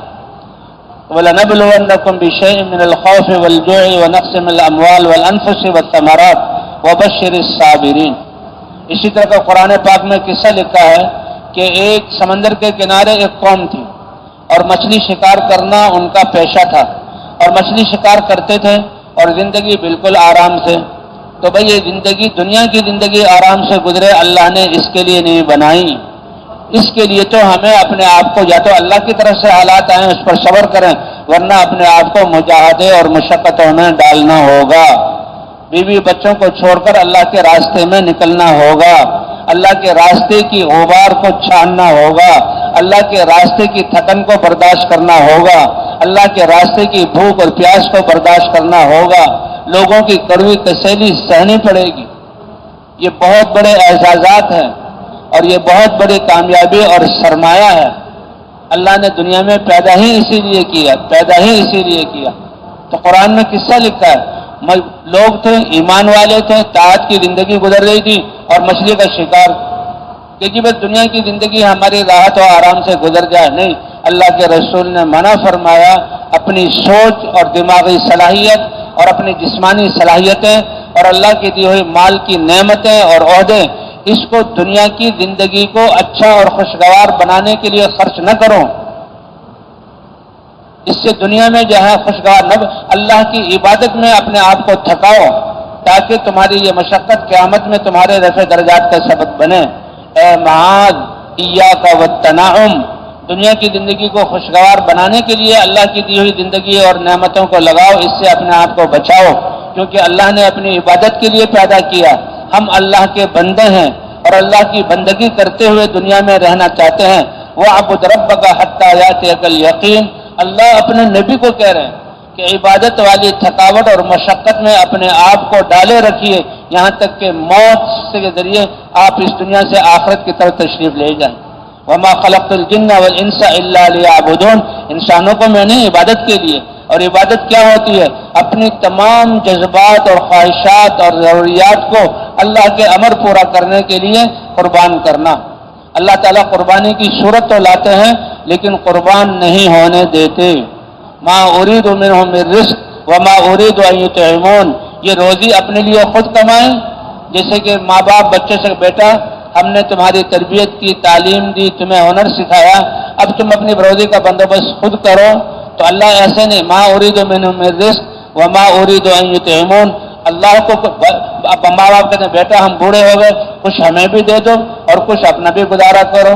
اللہ تعالیٰ فرماتے ہیں نہ میں ان سے رزق چاہتا ہوں اور نہ یہ کہ اللہ کو وہ پیش کریں، بلکہ سب کو رزق دینے والی ذات کس کی ہے؟ اللہ کی ہے۔ اے معاذ ایاک والتنعم، اللہ کی دی ہوئی زندگی اور زندگی کے یہ سانس اور اللہ کی دی ہوئی جسمانی طاقت اور دماغی صلاحیتیں اور جو نعمتیں اللہ نے دی ہیں، دنیا کی زندگی کو خوشگوار بنانے کے لیے خرچ نہ کرنا، اس کو تو سب اللہ کے لیے خرچ کرنے والا بنا دو۔ قل ان صلاتی و نسکی و محیایا و مماتی للہ رب العالمین، آپ کہہ دیجئے میری جانیں، مالی اور قولی ساری عبادتیں سب کس کے لیے ہیں؟ اللہ کے لیے۔ قربانی، تو یہ قربانی کی عید ہے اور یہ قربانی کا زمانہ ہے، اور ان 10 راتوں کی اللہ نے قسم کھائی ہے، اور یہ وقت وہی انہی چیزوں کو یاد دلاتا ہے۔ ایک رمضان والی عید ہے اور ایک بقرعید والی عید ہے۔ اے ایمان والو، اللہ تمہارا محبوب ہے اور تم روئے زمین کے سب سے زیادہ عزت اور شرافت والے ہو کہ تم ایمان والے ہو۔ تمہاری یہ زندگی اللہ نے دنیا کو آسائشوں والا بنانے کے لیے نہیں دی، تمہاری یہ زندگی تو اللہ نے اپنے اوامر کو پورا کرنے کے لیے اور مشقتیں جھیلنے کے لیے دی، کہ جو اللہ کا بندہ رہ کر زندگی گزارنا چاہتا ہے وہ اپنی زندگی کو خوشگواہ، ہاں اللہ نعمتیں دیں، اللہ نعمتیں دیں گے، اللہ کا وعدہ ہے، اللہ کا وعدہ ہے۔ مدینے والے اسلام سے پہلے جو اوس و خزرج اور عرب تھے، ان کے چھوٹے چھوٹے کھیتوں کے اور باغات کے نقشے تھے، اور وہ کھیتی باڑی کرتے تھے، لیکن مشقت والی زندگی تھی۔ جب حضور صلی اللہ علیہ وسلم کے زیارت کا موقع ملا اور مدینے کے 6 نوجوان اس وقت جبکہ حضور صلی اللہ علیہ وسلم سفر طائف کے بعد قبائل موسم حج میں قبائل کے پاس آتے ہیں اور ان کو دعوت دیتے ہیں، اور کیا کہتے ہیں کہ دیکھو میں اللہ کا رسول ہوں، میری اپنی قوم اللہ کے پیغام پہنچانے سے مجھے روکتی ہے اور وہ ناکامی کی طرف جا رہے ہیں، تو تم میں سے کوئی ایسا ہے جو مجھے اپنے علاقے میں لے جائے، یووینی مجھے ٹھکانہ دے دے، ینصرنی میری کوئی مدد کر دے تاکہ اللہ کا دین میں انسانوں تک پہنچاؤں، کیونکہ سارے انسانوں کی کامیابی اللہ کے دین میں ہے۔ اور حضور صلی اللہ علیہ وسلم کو اتنا غم تھا کہ اللہ نے تسلی دی، لعلک باخع نفسک علی آثارہم ان لم یؤمنوا بہذا الحدیث اسفا، اے نبی کیا آپ ان کے غم میں اپنے آپ کو بھلا دیں گے، پگھلا دیں گے اگر وہ ایمان نہ لائیں؟ آپ کے ذمے تو جہاں راستہ دکھلانا ہے، باقی راستے تک پہنچانا، ہدایت دینا، یہ اللہ کی ذات ہے۔ لا تکلف الا نفسک، آپ اپنے اعتبار سے دین پر چلیے اور تبلیغ کا کام کیجیے اور ایمان والوں کو ترغیب دیتے رہیے، ایمان والوں کو ترغیب دیتے رہیے۔ تو حضور صلی اللہ علیہ وسلم یہ دعوت دے رہے ہیں، تو مدینے کے 6 نوجوان حضور صلی اللہ علیہ وسلم سے ملاقات ہوئی اور آپ نے ان پر یہ کلمہ پیش کیا۔ اب یہ جہاں مدینہ منورہ میں رہتے تھے، اور مدینہ منورہ میں 3 یہودیوں کے بڑے قبیلے رہتے تھے، بنو نذیر، بنو قینقاع اور بنو قریظہ۔ کوئی سونے کا کام کرتا تھا، کوئی ہتھیاروں کا کام کرتا تھا، کوئی باغات کا کام کرتا تھا۔ اور عجیب بات یہ ہے کہ یہ یہود یہاں کے رہنے والے نہیں تھے، یہ تو شام کے رہنے والے تھے۔ حضرت موسیٰ علیہ السلام جیسے کہ ہر نبی اپنی امت پر محنت کر کے ایمان والوں کو اللہ کے دربار بیت اللہ میں لاتا تھا، پیش کرتا تھا، تو اسی طرح موسیٰ علیہ السلام اپنے اتباع اسرائیلیوں کو لے کر آئے، خیبر کے پاس سے گزرے، مدینے کے پاس سے گزرے، مکہ مکرمہ میں آئے۔ اور وہ ایسے لوگ تھے کہ تورات کتاب ان کے سامنے ہوتی تھی اور وہ تورات کتاب پڑھتے تھے. تو جو تورات علماء ساتھ ہیں اور علماء اپنے جہاں اتباع کو وہ درس دے رہے ہیں اور موسیٰ علیہ السلام کے ساتھ ہیں، تو کس سے چل رہے ہیں کہ ایک آخری نبی آئیں گے اور جو آخری نبی ہوں گے وہ سید الانبیاء ہوں گے. تو یہ بنی اسرائیل کے لیے شرف کی بات تھی کہ کتنے انبیاء جو ہیں ہم بنی اسرائیل اسحاق علیہ السلام کی اولاد ہیں. علماء فرماتے ہیں کہ ابراہیم علیہ السلام کے دو گھر تھے، ایک ہاجر علیہ السلام اور ایک سارہ علیہ السلام. سارہ علیہ السلام خاندانی اور جہاں رشتہ دار تھی کہ جن سے شادی ہوئی، بہت بڑی شرف والی تھی، لیکن اس خاندان کی قربانیاں اتنی نہیں تھی جتنی قربانیاں ہاجر علیہ السلام. تو ان کی قربانی چھوٹی، تو بنی اسرائیل کے سارے نبی اسحاق علیہ السلام کی اولاد میں سے آئے. اور ہاجر علیہ السلام یہ خاندانی نہیں تھی بلکہ شہزادی تھی، اور وہاں بادشاہ نے ان کو دی تھی. ہاجر علیہ السلام بیوی، اللہ نے اسماعیل علیہ السلام جیسا بچہ دیا اور ان کی قربانی بڑی تھی، تو اللہ نے نبیوں کے سردار حضرت محمد صلی اللہ علیہ وسلم جہاں ان کے خاندان سے اللہ نے جہاں پیدا کی. جی ہاں، تو اسماعیل علیہ السلام تو مدینے والے وہ آئے موسم حج میں، اور 6 نوجوان تھے. حضور صلی اللہ علیہ وسلم سے ملاقات ہو گئی، دیکھا کہ یہ کچھ سمجھدار ہیں، بات کی طرف توجہ دے رہے ہیں، لیکن اگر دن میں ان سے بات کی تو سارے قبائل اور ان کی اپنی قوم مکہ والے ان کے ذہن کو خراب کر دیں گے. ایک دفعہ ایک قبیلے کے پاس آئے، حضرت ابوبکر صدیق رضی اللہ تعالیٰ عنہ ساتھ تھے، اور حضرت ابوبکر صدیق نے کون سی قوم ہے کہ فلاں. اچھا، تمہارا باپ ہوا ہے، دادا ہوا ہے، فلاں ہوا ہے، اور یہ دیکھو یہ بہت عظیم ہستی ہیں، ان کا نام محمد ہے، ان کے باپ کا نام عبداللہ ہے، ان کے باپ کا نام عبد المطلب ہے. ہوتے 5ویں 6 7ویں پہ کہ تم دونوں یعنی ایک تمہارا دادا ایک تھا، کیونکہ سب جو ہیں عرب جو ہے ایک دادا کی اولاد ہے. تو اس طرح یعنی تبلیغ کی حکمت یہ ہے کہ پہلے تعارف سے مناسبت پیدا کی جائے، اور پھر حضور صلی اللہ علیہ وسلم دعوت دیتے تھے. حضور صلی اللہ علیہ وسلم کا چہرہ ہی اتنا نورانی تھا کہ دیکھتے ہی آدمی متاثر ہو جاتا تھا. کتنے عربوں نے کہا ہم شعراء کی مجالس میں بیٹھے اور شاعروں کی بات سنی، اور ہم خطیبوں اور واعظوں کے وعظ میں بیٹھے اور ان کی بات سنی، ہم نے کاہنوں کے ٹوٹکے بھی سنے اور ہم نے جادوگروں کے منتر بھی سنے، لیکن یہ چہرہ ایسا چہرہ ہے نہ شاعر کا ہے، نہ یہ جہاں کاہن کا ہے، نہ یہ ساحر کا ہے. اور یہ جو کلام سناتے ہیں وہ نہ شاعروں کا کلام ہے نہ خطبہ کا کلام ہے. کلام کی عظمت یہ بتاتی ہے کہ یہ اللہ کا کلام ہے. قرآن پاک ایسا کلام تھا. ہمارے ہاں مدارس میں کتاب پڑھائی جاتی ہے، کیونکہ حضرت عمر رضی اللہ تعالیٰ نے کہا عربی سیکھو اور اپنے بچوں کو عربی سکھاؤ. کیوں؟ اس لیے کہ اور عربی سیکھنے کے لیے جو پہلے زمانے کے شعراء تھے، شعروں میں جو وہ کیا کہتے ہیں اشعار کہتے تھے اور اپنے معافی ضمیر کو ظاہر کرتے تھے، ان کو پڑھو تاکہ تمہیں عربی آئے، اور جب عربی پڑھو گے تو قرآن اور حدیث کا سمجھنا آسان ہو جائے گا. قرآن و حدیث کا سمجھنا آسان ہو جائے گا. تو اس لیے ہمارے حضرات عربی ادب اور عربی شعراء ایک کتاب ہے متنبی. متنبی کے معنی کیا کہ نبوت کا دعویٰ کرنے والا. اس کا لکھنے والا اس نے نبوت کا دعویٰ کیا تھا، پھر بعد میں اس نے توبہ کی، لیکن اس کے عربی کے اشعار بہت زبردست اور بہت معنی رکھتے ہیں، اس لیے وہ پڑھائی جاتی ہیں.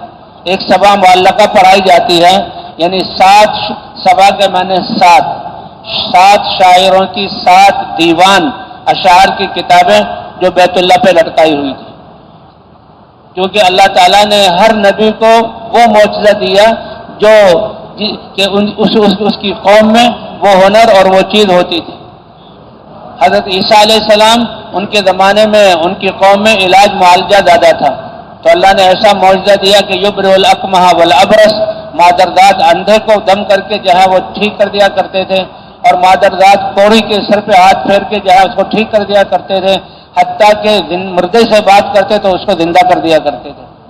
اور عیسیٰ علیہ السلام گارے سے چمگادڑ کا کی جو ہے وہ مورتی بناتے کہ جانوروں میں چمگادڑ ایک عجیب جانور ہے تو جانور لیکن اس کی چونچ نہیں ہے، اس کے منہ میں جو ہے دانت ہے. اور چمگادڑ ایسی جانور ہے کہ اس کی مادہ کو حیض بھی آتا ہے. تو جانوروں میں تخلیق کے اعتبار سے کامل چمگادڑ ہے. تو چمگادڑ بناتے اس پہ پھونک مارتے وہ زندہ بن کے اڑ جاتا. اور قبر پر آتے اور کہا قم باذن اللہ، تو مردہ جہاں زندہ ہو جایا کرتا تھا۔ حضرت عیسیٰ علیہ السلام کے لیے اللہ نے آسمانوں سے جہاں مائدہ اتارا۔ تو بہرحال یہ سبع معلقہ کہ جب یہ 7 دیوانیں لٹکی ہوئی تھی، جب حضور صلی اللہ علیہ وسلم پر قرآن نازل ہوا، ایک سورت انا اعطیناک الکوثر فصلی لربک وانحر ان شانئک هو الابتر، اے ہمارے حبیب ہم نے آپ کو خیر کثیر اور حوض کوثر عطا کیا۔ جی ہاں، فصلی لربک، اس لیے آپ اپنے رب کے لیے نماز پڑھیے، اپنے رب کی عبادت کیجیے، وانحر، اور آپ قربانی کیجیے، ان شانئک هو الابتر۔ لوگ یہ کہتے ہیں کہ حضور صلی اللہ علیہ وسلم مدینہ میں آئے اور آگے ان کی اولاد نہیں ہوئی، کہتے اور یہ جو ہے یہ برکت اس میں نہیں ہے، تو آپ تو اللہ کے رسول ہیں، آپ کو یہ برائی، آپ کا دشمن اور آپ پر یہ عیب لگانے والا وہی دم بریدہ اور بے برکتہ ہے۔ تو یہ 3 آیتیں تھیں جو حضور صلی اللہ علیہ وسلم نے کہا لٹکا دو۔ جب لٹکائی تو ان دیوان والوں نے اپنے جہاں سارے شہر کو لے لیا کہ ہمارے شہر کی ان 3 آیتوں کے مقابلے میں کوئی حیثیت نہیں، کیوں؟ وہاں لکھ دیا ما ھذا قول البشر، یہ 3 چھوٹی چھوٹی آیتیں ہیں لیکن اپنے اندر سمندر جیسے معنی کو لیے ہوئے ہیں، انسان کے بس کی بات ہی نہیں کہ اتنے معنی کو 3 جملوں میں جمع کر دیا جائے، یہ اللہ کا کلام ہے۔ وہاں لکھ دیا ما ھذا قول البشر۔ تو حضور صلی اللہ علیہ وسلم مدینے کے ان 6 نوجوانوں کو دعوت دے رہے ہیں اور قرآن پاک پڑھا، وہ 6 کے 6 نوجوان اسلام میں داخل ہو گئے۔ حضور صلی اللہ علیہ وسلم نے اپنے آپ کو ان پر پیش کیا کہ دیکھو میری قوم مجھے اللہ کا پیغام پہنچانے نہیں دے رہی، تم مجھے ساتھ لے جاؤ۔ تو وہ بڑے سمجھدار تھے، اے اللہ کے رسول آپ کی ہستی تو بہت عظیم ہے، ہمارے ہاں امن ہوتا، ہم محبت سے رہتے، اس لیے امن اللہ کی بہت بڑی نعمت ہے، اور امن اللہ ایمان لانے پر دیتے ہیں، اور سلامتی جہاں بہت بڑا اللہ کی نعمت ہے، عافیت، یہ اسلام پر چلنے والوں کو اللہ تعالیٰ سلامتی عطا فرماتے کہ آپ کی ذات بہت بڑی ہستی ہے، ہم آپس میں دنیاوی جھگڑوں میں پڑے ہوئے۔ اس سے کچھ پہلے ہی بعاث جنگ تھی مدینہ منورہ کی، جس نے مدینے میں آگ لگا دی تھی اور بہت خون بہا تھا، اور یہ 2 قبیلوں کے درمیان جو عرب قبائل تھے، اوس اور خزرج کے درمیان لڑائی ہوئی تھی، سینوں میں دشمنیاں تھی، کینہ اور بغض اور حسد تھا۔ اے اللہ کے رسول آپ کی ہستی کو لے کر جانا یہ بالکل مناسب نہیں ہے، ہاں آپ کا یہ جو کلمہ ہے، دین ہے، اس کو ہم لے کر جائیں گے۔ ان 6 نوجوانوں نے مدینے میں اس دین کی دعوت شروع کی، دعوت پہلے پہنچی، تو دعوت وہ طاقتور امر ہے کہ جس کی وجہ سے اللہ باطل کو ختم کرتے ہیں۔ سب سے پہلے دعوت دینے والے خود اللہ ہیں، قرآن پاک میں فرماتے ہیں واللہ یدعو الی دار السلام، تمہارا رب خود تمہیں بلاتا ہے سلامتی کے بغیر جنت کی طرف، اور اے ایمان والو تمہیں بھی نبی کی نیابت میں دعوت دی گئی کہ بلاؤ اللہ کی طرف اور اللہ کے احکام کی طرف اور جنت کی طرف، کتنی بڑی بات ہے۔ تو وہ 6 نوجوان دعوت کو لے کر مدینہ منورہ آئے، ادھر حضور صلی اللہ علیہ وسلم نے باقی 3 سال وہاں دعوت دی، اور ادھر مدینہ میں دعوت چل پڑی، مدینہ میں دعوت پھیلتی رہی۔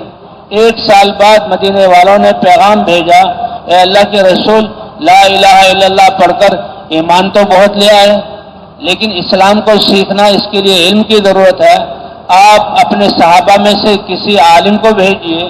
تو حضرت مصعب بن عمیر جو مکہ سے حبشہ ہجرت کر کے گئے ہوئے تھے، اللہ کے رسول نے پیغام بھیجا اور وہ وہاں سے مدینہ منورہ آئے۔ اسد بن زرارہ جو مدینے کے ایک ہستی تھے، یہ پہلے سے مسلمان ہو چکے تھے، ان کو پتہ لگا، انہوں نے اپنے باغ میں ٹھہرایا۔ مسجد یہ جو جنت البقیع ہے یہ ان کا باغ تھا، مسجد نبوی سے مشرقی جانب اس باغ میں یہ ٹھہرے، کھجوروں کا باغ ہے، کھجوریں اس میں جہاں پکی ہوئی ہیں اور اس میں چشمہ بھی ہے، وہاں یہ سائے میں بیٹھے ہوئے ہیں اور آنے والوں کو یہ اسلام کی دعوت بھی دیتے ہیں، اور جو مسلمان ہیں ان کو دین بھی سکھاتے ہیں، دعوت اور تبلیغ دونوں۔ اور لوگ 1-1 2-2 کر کے اسلام میں داخل ہونے لگے۔ ان کے آنے کے بعد دوسرے سال 12 آدمی مدینہ منورہ کے مسلمان ہو کر موسم حج میں حضور کی خدمت میں حاضر ہوئے اور حضور کے ہاتھ پر اسلام میں بیعت کی اور حالات بتائے۔ اس سے اگلے سال 2 سال بعد تیسرے موسم حج میں 72 مدینے کے آدمی آئے اور یہ سب اسلام میں داخل ہو چکے تھے، اور یہ سب برکت تھی ان 6 نوجوانوں کے دعوت کو لے کر مدینہ جانے میں۔ تو یہ دعوت انبیاء کی امتیازی شان ہے، لیکن ختم نبوت کی وجہ سے اللہ نے اس امت کو دی، اس لیے حضور کے ہوتے ہوئے اور حضور کے دعوت دیتے ہوئے صحابہ نے بھی پوری جان دعوت دینے میں لگائی۔ یہ نہیں کہ حضور دعوت دیں گے، حضور کے جانے کے بعد صحابہ کے ذمے نہیں، ایک لا الہ الا اللہ محمد الرسول اللہ، یہ ایسا اتنا بڑا کلمہ، اتنا دولت والا کلمہ ہے، اللہ سے یہ اقرار ہے لا الہ الا اللہ میں، اے اللہ تیرے احکام پر مانیں گے، تیرے احکام کو مانیں گے، تیرے دین پر چلیں گے، یہ اللہ سے عہد ہے، اور محمد الرسول اللہ یہ اللہ سے عہد ہے کہ ہم نے محمد صلی اللہ علیہ وسلم کو اللہ کا رسول مانا ہے، ان کے دین پر بھی چلیں گے اور ان کے دین کی دعوت بھی دیں گے۔ تو یہ اقرار ہے اللہ تعالیٰ سے، اس لیے انہوں نے دعوت شروع کی۔ دوسرے سال 12 آدمی آئے، اور تیسرا جب حج کا موسم آیا تو 72 افراد مرد و عورت وہ حج کے لیے جو ہے موسم حج میں حضور صلی اللہ علیہ وسلم کی خدمت میں حاضر ہوئے، اور پھر انہوں نے لکھا، کیونکہ ان کو یاد تھا کہ اللہ کے رسول صلی اللہ علیہ وسلم نے کہا تھا کہ مجھے اپنے ساتھ لے جاؤ، لیکن یہ بڑے سمجھدار تھے، اے اللہ کے رسول ہماری لڑائی ہوتے ہوئے آپ جیسی ہستی کو کوئی نقصان نہ پہنچے، ہم آپ کو نہیں لے جائیں گے۔ لیکن اب لکھا کہ مدینے کے گھروں میں سے کوئی گھر ایسا نہیں رہا کہ جہاں اسلام پہنچ نہ چکا۔ تو یہ ہے بھائی دعوت کی تاثیر، اور دعوت دینے والے صحابہ کرام ہیں مدینہ منورہ میں، لیکن نتیجہ ہے حضور صلی اللہ علیہ وسلم کی دعوت کا، اور حضور صلی اللہ علیہ وسلم ان 2 سالوں میں خوب مدینے میں مکہ میں دعوت دے رہے ہیں، آپ بھی اور آپ کے صحابہ بھی، حتیٰ کہ حکم آ گیا کہ مکے جیسے شہر کو آپ چھوڑ دیں اور آپ ہجرت کر کے مدینہ چلے جائیں۔ اللہ کے رسول فرماتے ہیں کہ اللہ کے دین کے لیے وطن چھوڑنا یہ نبیوں نے بھی کیا، ہجرتیں نبیوں نے بھی کی، اور ہجرت اللہ کو اتنا پسند ہے کہ اللہ کا تکوینی طور پر نظام چلا کہ اللہ نے مجھ سے بھی ہجرت کروانی تھی، اور مجھ سے بھی اپنا گھر اور اپنا شہر چھڑوانا تھا اس دین کے لیے، اور امت کے سامنے اس دین کے لیے نقل و حرکت کی عظمت کو بتلانے کے لیے، ظاہر کرنے کے لیے کہ اللہ نے مجھے مکے والوں میں سے بنایا۔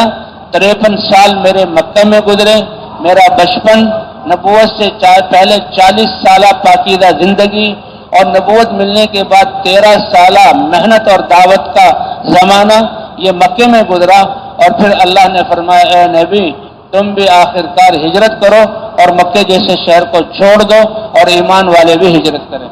ہجرت فرض کر دی گئی، ہجرت فرض کر دی گئی۔ بعض صحابہ وہ رک گئے کہ ہم ہجرت نہیں کرتے، تو عتاب آیا کہ یہ کیوں ہجرت نہیں کرتے؟ کیا اللہ کی زمین کشادہ نہیں ہے؟ مدینہ جو ہے وہ دارالاسلام بن چکا ہے، تو حضور صلی اللہ علیہ وسلم نے بھی ہجرت کی، لیکن ہجرت کرنے کے بعد صحابہ کرام اور حضور صلی اللہ علیہ وسلم انصار مدینہ، یہ مدینے کے ہیں، ان کے پاس چھوٹے چھوٹے باغات تھے، اور یہ پہلے اسلام کے آنے سے پہلے سارا وقت ان کا اور صلاحیت ان باغات میں لگتی تھی، لیکن یہ اتنے کم چھوٹے نقشے تھے کہ ان کا پورا نہیں پڑتا تھا اور ان پر قرضے رہتے تھے۔ اب مہاجرین کے آنے کے بعد اور پھر حضور صلی اللہ علیہ وسلم کے تشریف لانے کے بعد حضور نے صحابہ کو دین کی محنت میں لگایا، کمائی کا وقت کم ہو گیا اور خرچے زیادہ ہو گئے کہ انصار مدینہ پر مہاجرین، حضور صلی اللہ علیہ وسلم نے مہاجرین اور انصاری کے درمیان بھائی چارہ کروایا اور ان کے ذمے کیا کہ بھائی تم ان کا خرچہ اٹھاؤ، اور مدینے والوں پر ایک اور خرچہ کہ قبائل جب مدینہ آئیں تو ان کا یہ اکرام کریں اور واپس جائیں تو ان کو ہدیے کریں۔ خرچے کے جہاں دروازے بہت کھل گئے اور کمائی کا وقت پہلے سے بھی کم ہو گیا، لیکن رزق دینے والی ذات کس کی ہے؟ اللہ نے ان کو غنی کیا اور ان کے رزقوں میں برکت دی کہ صحابہ کرام اب کمانے کا وقت کم ہے، اپنی ذات اور اپنے خاندانوں پر بھی خرچ کر رہے ہیں، مہاجرین پر بھی خرچ کر رہے ہیں، آنے والے قبائل کی مہمان نوازی بھی کر رہے ہیں، اور ان کو واپس جانے کے بعد ان کو ہدیے بھی دے رہے ہیں کہ قبائل جب اسلام لا کر مدینہ، کیونکہ جب دعوت دی جاتی تھی قبائل کو، جو مسلمان ہوتا اس کو مدینہ بلایا جاتا تھا۔ مدینہ وہ بستی تھی کہ وہاں تفصیلی طور پر ان کو دین اسلام سکھایا جاتا۔ اللہ آج ہماری بستیوں کو بھی حضور کے زمانے کے مدینے کی بستی کی طرح بنا دے.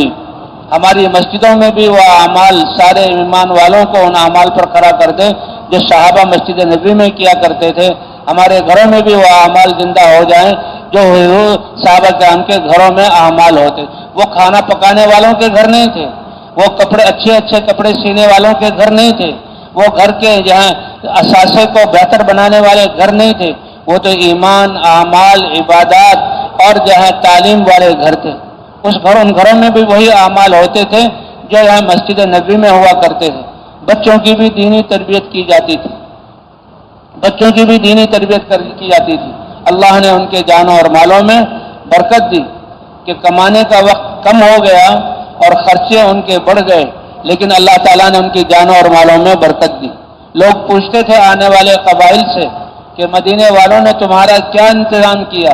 فَأَلَانُوا لَنَا الْفِرَاشَ، نرم بستر ہمیں دیے، وَأَلَذُّوا لَنَا الطَّعَامَ، بہترین کھانا مزیدار کر کے ہمارے سامنے پیش کیا، وَعَلَّمُونَ الدِّينَ، اور ہمیں دین بھی سکھلایا. اور حضور صلی اللہ علیہ وسلم یہ 10 سال جو آپ نے یہاں گزارے ہیں مدینہ منورہ میں ہجرت کے بعد، نہ آپ خود بیٹھے ہیں اور نہ صحابہ کو بیٹھنے دیا. 120 سفر کروائیں، لیکن 80 سفر پر تو اتفاق ہے، کیونکہ چھوٹے سفر مل جائیں تو کسی نے 100 کہا، کسی نے 120 کہا. وہ چھوٹے سفر بھی ہیں، لیکن بڑے سفر 80 ہیں جس میں صحابہ کو نکالا.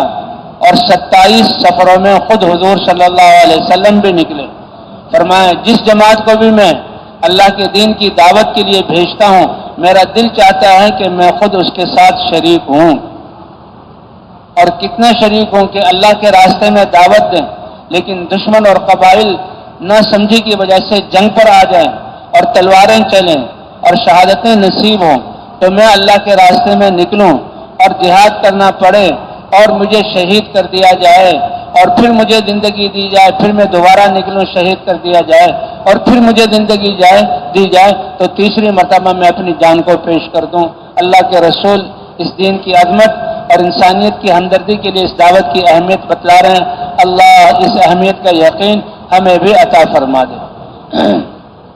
صحابہ کرام نے کتنی قربانیاں کی. عبداللہ بن حذافہ رضی اللہ تعالی عنہ، غسانی بادشاہ یاد ہو رہا تھا تو یہ قید ہو گئے، یہ امیر تھے. تو غسانی بادشاہ نے بلایا تمہارا لیڈر اور کمانڈر کون ہے؟ عبداللہ بن حذافہ رضی اللہ تعالیٰ عنہ. وہ سامنے اس سے بات کی تو وہ بڑا متاثر ہوا، یہ بہت سمجھدار ہے. اور سمجھدار کیوں نہ ہوتے، کس کی تربیت کی ہوئی تھی؟ سید الکونین حضرت محمد صلی اللہ علیہ وسلم کی تربیت کی ہوئی تھی. تو دنیا والے تو اپنے مفاد کو دیکھتے ہیں. انہوں نے کہا کہ اس کو میں اپنا وزیر اور اپنا نمائندہ بنا لوں گا، اس کی سمجھداری اور اس کی اس بہترین بات سے میرا ملک فائدہ اٹھائے. تو دنیا والوں کے پاس دنیا ہے. اس نے کیا پیش کیا کہ میں آدھی حکومت کی بادشاہت تمہیں دے دیتا، آدھے ملک کی بادشاہت تمہیں دے دیتا، اور اپنی بیٹی یا خوبصورت بہن سے تمہاری شادی کر دوں گا، لیکن تم ہمارے دین میں داخل ہو جاؤ. لیکن اللہ اکبر کہا، او بادشاہ کیا کہتے ہو، کتنی حقیر سی چیز پیش کر رہے ہو. یہ تمہارا چھوٹا سا ملک اور اس کا آدھا، یہ سارے عرب ممالک ہیں، یہ سب کے سب تم مجھے دے دو. بلکہ بات تو یہ ہے کہ پوری دنیا کی بادشاہت بھی دے دو، تب بھی میں حضور صلی اللہ علیہ وسلم کے مبارک دین کو پلک جھپکنے کی قدر میں چھوڑنے کے لیے تیار نہیں. کسی چیز کا سب سے کم وقت اگر بتلانا ہو تو وہ پلک جھپکنا ہے. آنکھ بند کی اور کھول لی، کتنا وقت لگتا ہے؟ اس سے کم وقت کوئی ہے ہی نہیں، اس کی تقسیم ہو ہی نہیں سکتی. اتنی دیر بھی میں تو وہ اور حیران ہوا کہ اچھا ان لوگوں کے دل میں اپنے دین کی اتنی عظمت ہے، لیکن یہ تو عرب بدو ہیں، پھٹے پرانے کپڑے ہیں اور جہاں زنگ آلود ان کے ہتھیار ہیں، تعداد ان کی بہت کم ہے اور بہت کمزور ہیں یہ بھوک کی وجہ سے، ان کو نہیں پتا. تو اس نے جو ہے دیکھا کہ بھئی یہ لالچ سے جو ہے کیا کہتے ہیں آدھی حکومت اور اپنی بیٹی سے یا بہن سے شادی انہوں نے رد کر دیا. تو اچھا تو اب اس کو طاقت سے منواتے ہیں. اس کو نہیں پتا کہ اللہ کے رسول صلی اللہ علیہ وسلم نے ساری دنیا کی طاقت اور اسباب کی قوت سے ان کو جو ہے ان کے دلوں سے اس کی قیمت نکالی ہوئی ہے اور اللہ کی عظمت اور بڑائی ان کے دلوں میں بٹھائی ہوئی ہے. جس کے دل میں اللہ کی بڑائی ہو تو ساری دنیا اس کے نزدیک مچھر کے پر 2 پروں میں سے 1 پر کے برابر بھی نہیں۔ اللہ کے رسول صلی اللہ علیہ وسلم نے ہر موقع پر دنیا کی بے ثباتی کو بتلایا۔ ایک دفعہ حضور صلی اللہ علیہ وسلم ایک بستی سے باہر نکل رہے ہیں، وہاں کوڑی جہاں پر بستی والے اپنے جہاں گرد و غبار اور جہاں کباڑ کو پھینکتے ہیں اور ایک ڈھیر بن جاتا ہے، کوئی مرغی کا بچہ، کوئی خرگوش کا بچہ، کوئی بکری، تو وہ بھی وہاں ڈال دیتے۔ تو اسی طرح گزر رہے تھے اس کوڑے کے پاس سے، آپ صلی اللہ علیہ وسلم نے دیکھا کہ ایک بکری کا بچہ مرا ہوا اور اس کے چھوٹے چھوٹے کان ہیں وہ پڑا ہوا ہے۔ اللہ کے رسول نے اس موقع کو جہاں استعمال کیا، فرمایا میرے صحابہ دیکھ رہے ہو یہ بکری کا مرا ہوا بچہ؟ کہ جی ہاں۔ تم میں سے کوئی تیار ہے کہ اپنی جیب سے 1 درہم نکال کر مجھے دے دے اور بکری کے بچے کو لے لے؟ یا رسول اللہ، عرب حضرات بکری کو چرانے والے اور بکری کی قسموں کو سمجھنے والے تھے۔ یا رسول اللہ، یہ بکری کا بچہ اگر زندہ ہوتا تو کان چھوٹے ہونا یا کٹے ہوئے کان والا ہونا یہ عیب ہے، تو بھی ہم 1 درہم میں اس کو لینے کے لیے تیار نہیں تھے، کہ جائے کہ آپ مردہ کی قیمت لگا رہے ہیں۔ فرمایا اچھا، یہ اتنا بے حیثیت ہے تمہارے دلوں میں تو سن لو، دنیا تمہارے رب کی نظروں میں اس سے بھی زیادہ بے حیثیت ہے۔ لہذا جو دنیا کو نسب العیب بنا کر چلے گا وہ کتنا نادان اور کتنا ناسمجھ انسان ہے۔ دنیا کو ہم نے سامنے رکھ کر نہیں چلنا، ہم نے تو اللہ اور اللہ کے رسول اور اللہ کے دین کو سامنے رکھ کر چلنا ہے۔ تو اس طرح بھائی صحابہ کرام تھے، دین کی دعوت دینے والے اور جان اور مال کو لگانے والے۔ 10 سال میں حضور صلی اللہ علیہ وسلم نے 120 سفر جہاں ان کے کروائے، 27 سفروں میں حضور صلی اللہ علیہ وسلم خود بھی ساتھ گئے، اور اللہ نے ان کے لیے ان کا ذکر قرآن میں کیا، من المؤمنین رجال صدقوا ما عاهدوا الله علیہ فمنهم من قضى نحبه ومنهم من ينتظر، کہ ایمان والوں میں ایسے لوگ ہیں، جی ہاں، کہ اللہ سے جو وعدہ کیا ہے اے اللہ تیرا ہی حکم مانیں گے اور سب کچھ تیرے حکام پر لگا دیں گے، اور محمد صلی اللہ علیہ وسلم کی اتباع کریں گے، کہ ایمان والوں نے اس وعدے کو سچا کر دکھایا۔ اور آواز لگنے پر، کیونکہ ایک آواز لگتی تھی یا خیل اللہ ارکبی، اے اللہ کے شہ سواروں سوار ہو جاؤ، تو صحابہ اسی وقت جہاں اللہ کے راستے میں نکل جاتے۔ ایک موقع پر فرمایا رات کا وقت تھا، حضور صلی اللہ علیہ وسلم نے صحابہ کی تشکیل کی۔ رات کا وقت اس زمانے میں کہ اس زمانے میں دیے ہی کی گھروں میں روشنی ہوتی تھی، اور علاقہ جہاں نشیب و فراد اور جھاڑیوں والا تھا، اور ان میں سانپ اور بچھو اور طرح طرح کے اور موذی جانور تھے۔ اب رات کے اندھیرے میں نکلنا خطرے والی بات ہے۔ صحابہ کرام نے اتنا ہی عرض کیا یا رسول اللہ، اگر آپ اجازت دیں رات ہم گھروں میں گزار لیں، اور پھر وہ جو ہے تہجد کے وقت نکلتے تھے، جب صبح صادق ہونے لگتی تھی اس وقت کیونکہ روشنی ہو جاتی ہے، تاکہ ٹھنڈ میں اور جو ہے روشنی میں گرمی سے پہلے کیونکہ دوپہر 10-11 بجے کے بعد پھر سورج بھی آگ برساتا تھا، پہاڑ بھی جو ہے گرم ہو جاتے تھے، اور صحرا اگر ریت ہے تو وہ بھی بہت گرم ہو جاتی تھی، اور وہ تو جانوروں پر یا پیدل سفر کرتے تھے، وہ بس کی بات نہیں تھی، اس لیے جو ہے وہ جلدی سفر کرتے تھے۔ یا رسول اللہ، اگر آپ اجازت دیں تو رات گھروں میں گزار لیں اور صبح ہم سفر کریں۔ صبح کا مطلب 8-9 بجے نہیں ہے، وہ تو پھر آگے سفر کرنے کا وقت اور حالت ہی نہیں رہتی، تہجد کے وقت۔ تو حضور صلی اللہ علیہ وسلم نے فرمایا اے میرے صحابہ، کیا تم یہ نہیں چاہتے کہ تمہاری یہ رات بھی جنت کے باغوں میں گزرے؟ تمہارا اللہ کے راستے میں نکلنا یہ جہاں جنت کے باغوں کی سیر ہے، کہ اس نکلنے کی وجہ سے اللہ تمہیں جنت کے باغ عطا فرمائیں گے۔ صحابہ سمجھ گئے اور اسی وقت اللہ کے راستے میں نکل گئے۔ تو بھئی بات چلی تھی امتحان کی، اور بات چلی تھی قربانیوں کی، اور ابراہیم علیہ السلام سے قصہ شروع ہوا تھا کہ ابراہیم علیہ السلام نے کیسی قربانی دی، اور اللہ تعالیٰ فرما رہے ہیں کہ ہم نے جو امتحان بھی ابراہیم علیہ السلام سے لیا وہ اس میں پاس، جان دینے کا موقع آیا تو جلتی ہوئی آگ میں اپنے آپ کو فرشتے بھی آ گئے تو فرشتوں سے مدد نہیں لی۔ کہا اگر اللہ نے حکم دیا ہے تو یہ تمہارے اللہ کا معاملہ ہے، بہرحال مجھ سے پوچھتے ہو تو میں حسبی اللہ، میرے لیے میرا اللہ کافی ہے۔ اللہ اس آگ میں ڈل کر مجھے راکھ بنانا چاہے تو مجھے منظور ہے۔ اس بیان کو پوری امت تک پہنچانے کے لیے ہمارے ساتھ معاونت کریں اور ہمارے چینل کو سبسکرائب کریں۔ جزاک اللہ خیر۔ سلام علی ابراہیم، کہتے اللہ تعالیٰ نے جو پچھلی امتوں کی اور پچھلی قوموں کی نبیوں کے اس میں ہوتے ہوئے مدد کی، یہ امت کیونکہ نبیوں کے کام والی ہے، اس امت کے ساتھ بھی اللہ نے وہ مددوں کا اظہار کیا جو نبیوں کے ساتھ کیا تھا۔ اگر موسیٰ علیہ السلام کے لیے دریا یا سمندر میں 12 راستے بنے ہیں، تو صحابہ کرام کی تاریخ ہے کہ پانی کے جاری ہوتے ہوئے 4 دفعہ صحابہ نے پانی کے اوپر سے اپنی سواریوں کو گزارا ہے۔ حضرت ابراہیم علیہ السلام کو اللہ نے، وہ تو اللہ کے رسول، اللہ کے خلیل، وہ تو نبی ہیں، لیکن اللہ نے صحابہ کے ابو مسلم خولانی ایک تابعی ہیں، صحابی بھی نہیں ہے، تابعی بھی ہیں، اور اسود عنسی ایک جھوٹا نبی، اس نے جو ہے نبوت کا دعویٰ کیا، اور یہ پکے اسلام والے تھے، اللہ اور اللہ کے رسول پر ایمان لانے والے۔ تو اس کو پتہ لگا کہ میرے قبیلے میں سردار میں ہوں، اور میں نے، اس نے کہا نبوت یہ بہت بڑا عہدہ ہے اور لوگ تابع ہو جاتے ہیں، یہ نہیں پتا کہ یہ نبوت تو اللہ کی طرف سے ایک ذمہ داری ہے، اور اللہ جو ہے فرشتوں میں سے بھی اپنا پیغام پہنچانے کے لیے جس کو چاہیں پسند کریں، جسے جبرائیل علیہ السلام کو پسند کیا، اور اللہ نے انسانوں میں سے آدم علیہ السلام سے لے کر حضرت محمد صلی اللہ علیہ وسلم تک ایک روایت کے مطابق 16 لاکھ انبیاء اور رسول، اور ایک یہاں روایت کے مطابق 2 لاکھ انبیاء کو چنا۔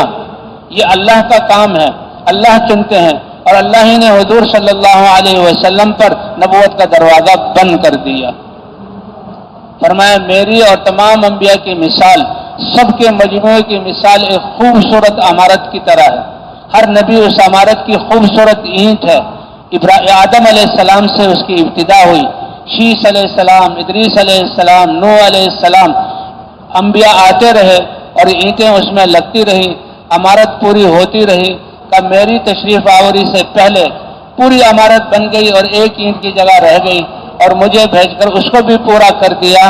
اب انبیاء کی ضرورت نہیں، میں خاتم النبیین ہوں، لا نبی بعدی، اور میرے بعد کوئی نبی نہیں ہے، تو لہذا تم بھی آخری امت ہو اور تمہارے بعد کوئی امت نہیں۔ اے میری امت، دنیا میں آنے میں تم سب سے آخر میں ہو، لیکن جب قیامت میں جنت کی صفیں لگیں گی تو جنت میں جانے میں تم سب سے آگے ہو۔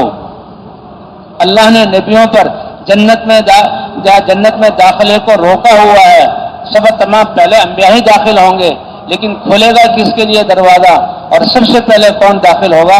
حضرت محمد صلی اللہ علیہ وسلم، باقی انبیاء۔ کتنی بڑی عزت کی بات، اور کہا امتوں میں سے امتوں پر حرام کیا ہے جنت میں داخلہ، مگر یہ کہ میری امت آئی آخر میں ہے لیکن داخل ہوگی سب سے پہلے۔ یہ کس وجہ سے؟ یہ اس ذمہ داری کی وجہ سے جو اس امت کو ختم نبوت کی وجہ سے ملی ہے، اور وہ انبیاء والی حق بنتا ہے کہ نبیوں کے بعد امتوں میں سب سے پہلے حضرت محمد صلی اللہ علیہ وسلم کی امت جنت میں داخل ہو۔ تو بھئی اللہ نے یہ عزت، اور اسی لیے فرمایا میری امت تم فخر اور ناز کرو اپنے نصیبے پر کہ اللہ نے اپنے حبیب سید الانبیاء حضرت محمد صلی اللہ علیہ وسلم کو تمہارا نبی بنایا، کہ کسی قوم کو اللہ نے نبی کے بغیر خالی نہیں چھوڑا۔ وَإِن مِّنْ أُمَّةٍ إِلَّا خَلَا فِيهَا نَذِيرٌ، اللہ کے طرف سے ڈرانے والے انبیاء آئے۔ وَلِكُلِّ قَوْمٍ هَادٍ، ہر قوم کے لیے راہبری یا ہدایت دینے والے، راہ دکھلانے والے انبیاء آئے۔ تو یہ قوموں کے لیے فخر کی بات ہے، لیکن کسی کی نسبت موسیٰ علیہ السلام کی طرف، کسی کی نسبت شعیب علیہ السلام کی طرف، کسی کی نسبت ادریس علیہ السلام کی طرف، کسی کی نسبت یوسف علیہ السلام کی طرف، کسی کی نسبت موسیٰ علیہ السلام کی طرف، کسی کی نسبت عیسیٰ علیہ السلام کی طرف۔ یہ بڑی نسبتیں ہیں، کیا شان ہوگی جو ابراہیم علیہ السلام کے ساتھ ہوں گے، موسیٰ علیہ السلام کے ساتھ ہوں گے، لیکن میری امت تمہاری کیا بات ہے، تمہاری نسبت میں اللہ کا حبیب حضرت محمد صلی اللہ علیہ وسلم کے ساتھ ہے۔ فرمایا جب تمہیں نسبت اور عزت دی میری جو ہے امت، میری نبوت کی وجہ سے، تو میں سید الانبیاء ہوں۔ اللہ نے میرے ساتھ بھی کیا معاملہ کیا کہ امتوں میں سے سب ایسی امت جو سب سے زیادہ اللہ کو پسند ہو، ایسی امت جس کو اللہ نے چنا ہو، اور ایسی امت جس کو اللہ نے چھانٹا ہو۔ اور یہ چھانٹنا، چننا اور پسند کرنا، یہ وہ اللہ کی طرف سے وہ اعمال ہیں کہ نبیوں کو چنتے تھے، چھانٹتے تھے اور پسند کرتے تھے۔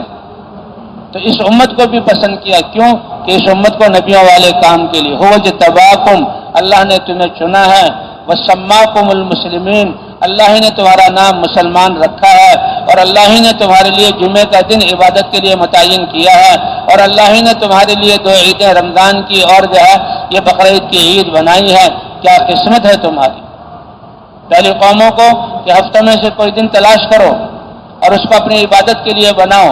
کسی نے کہا کہ ہفتے کے دن اللہ تعالیٰ ہفتے کے دن اللہ نے کائنات کی ابتدا، تو ہفتہ ہماری عبادت کے لیے ہے۔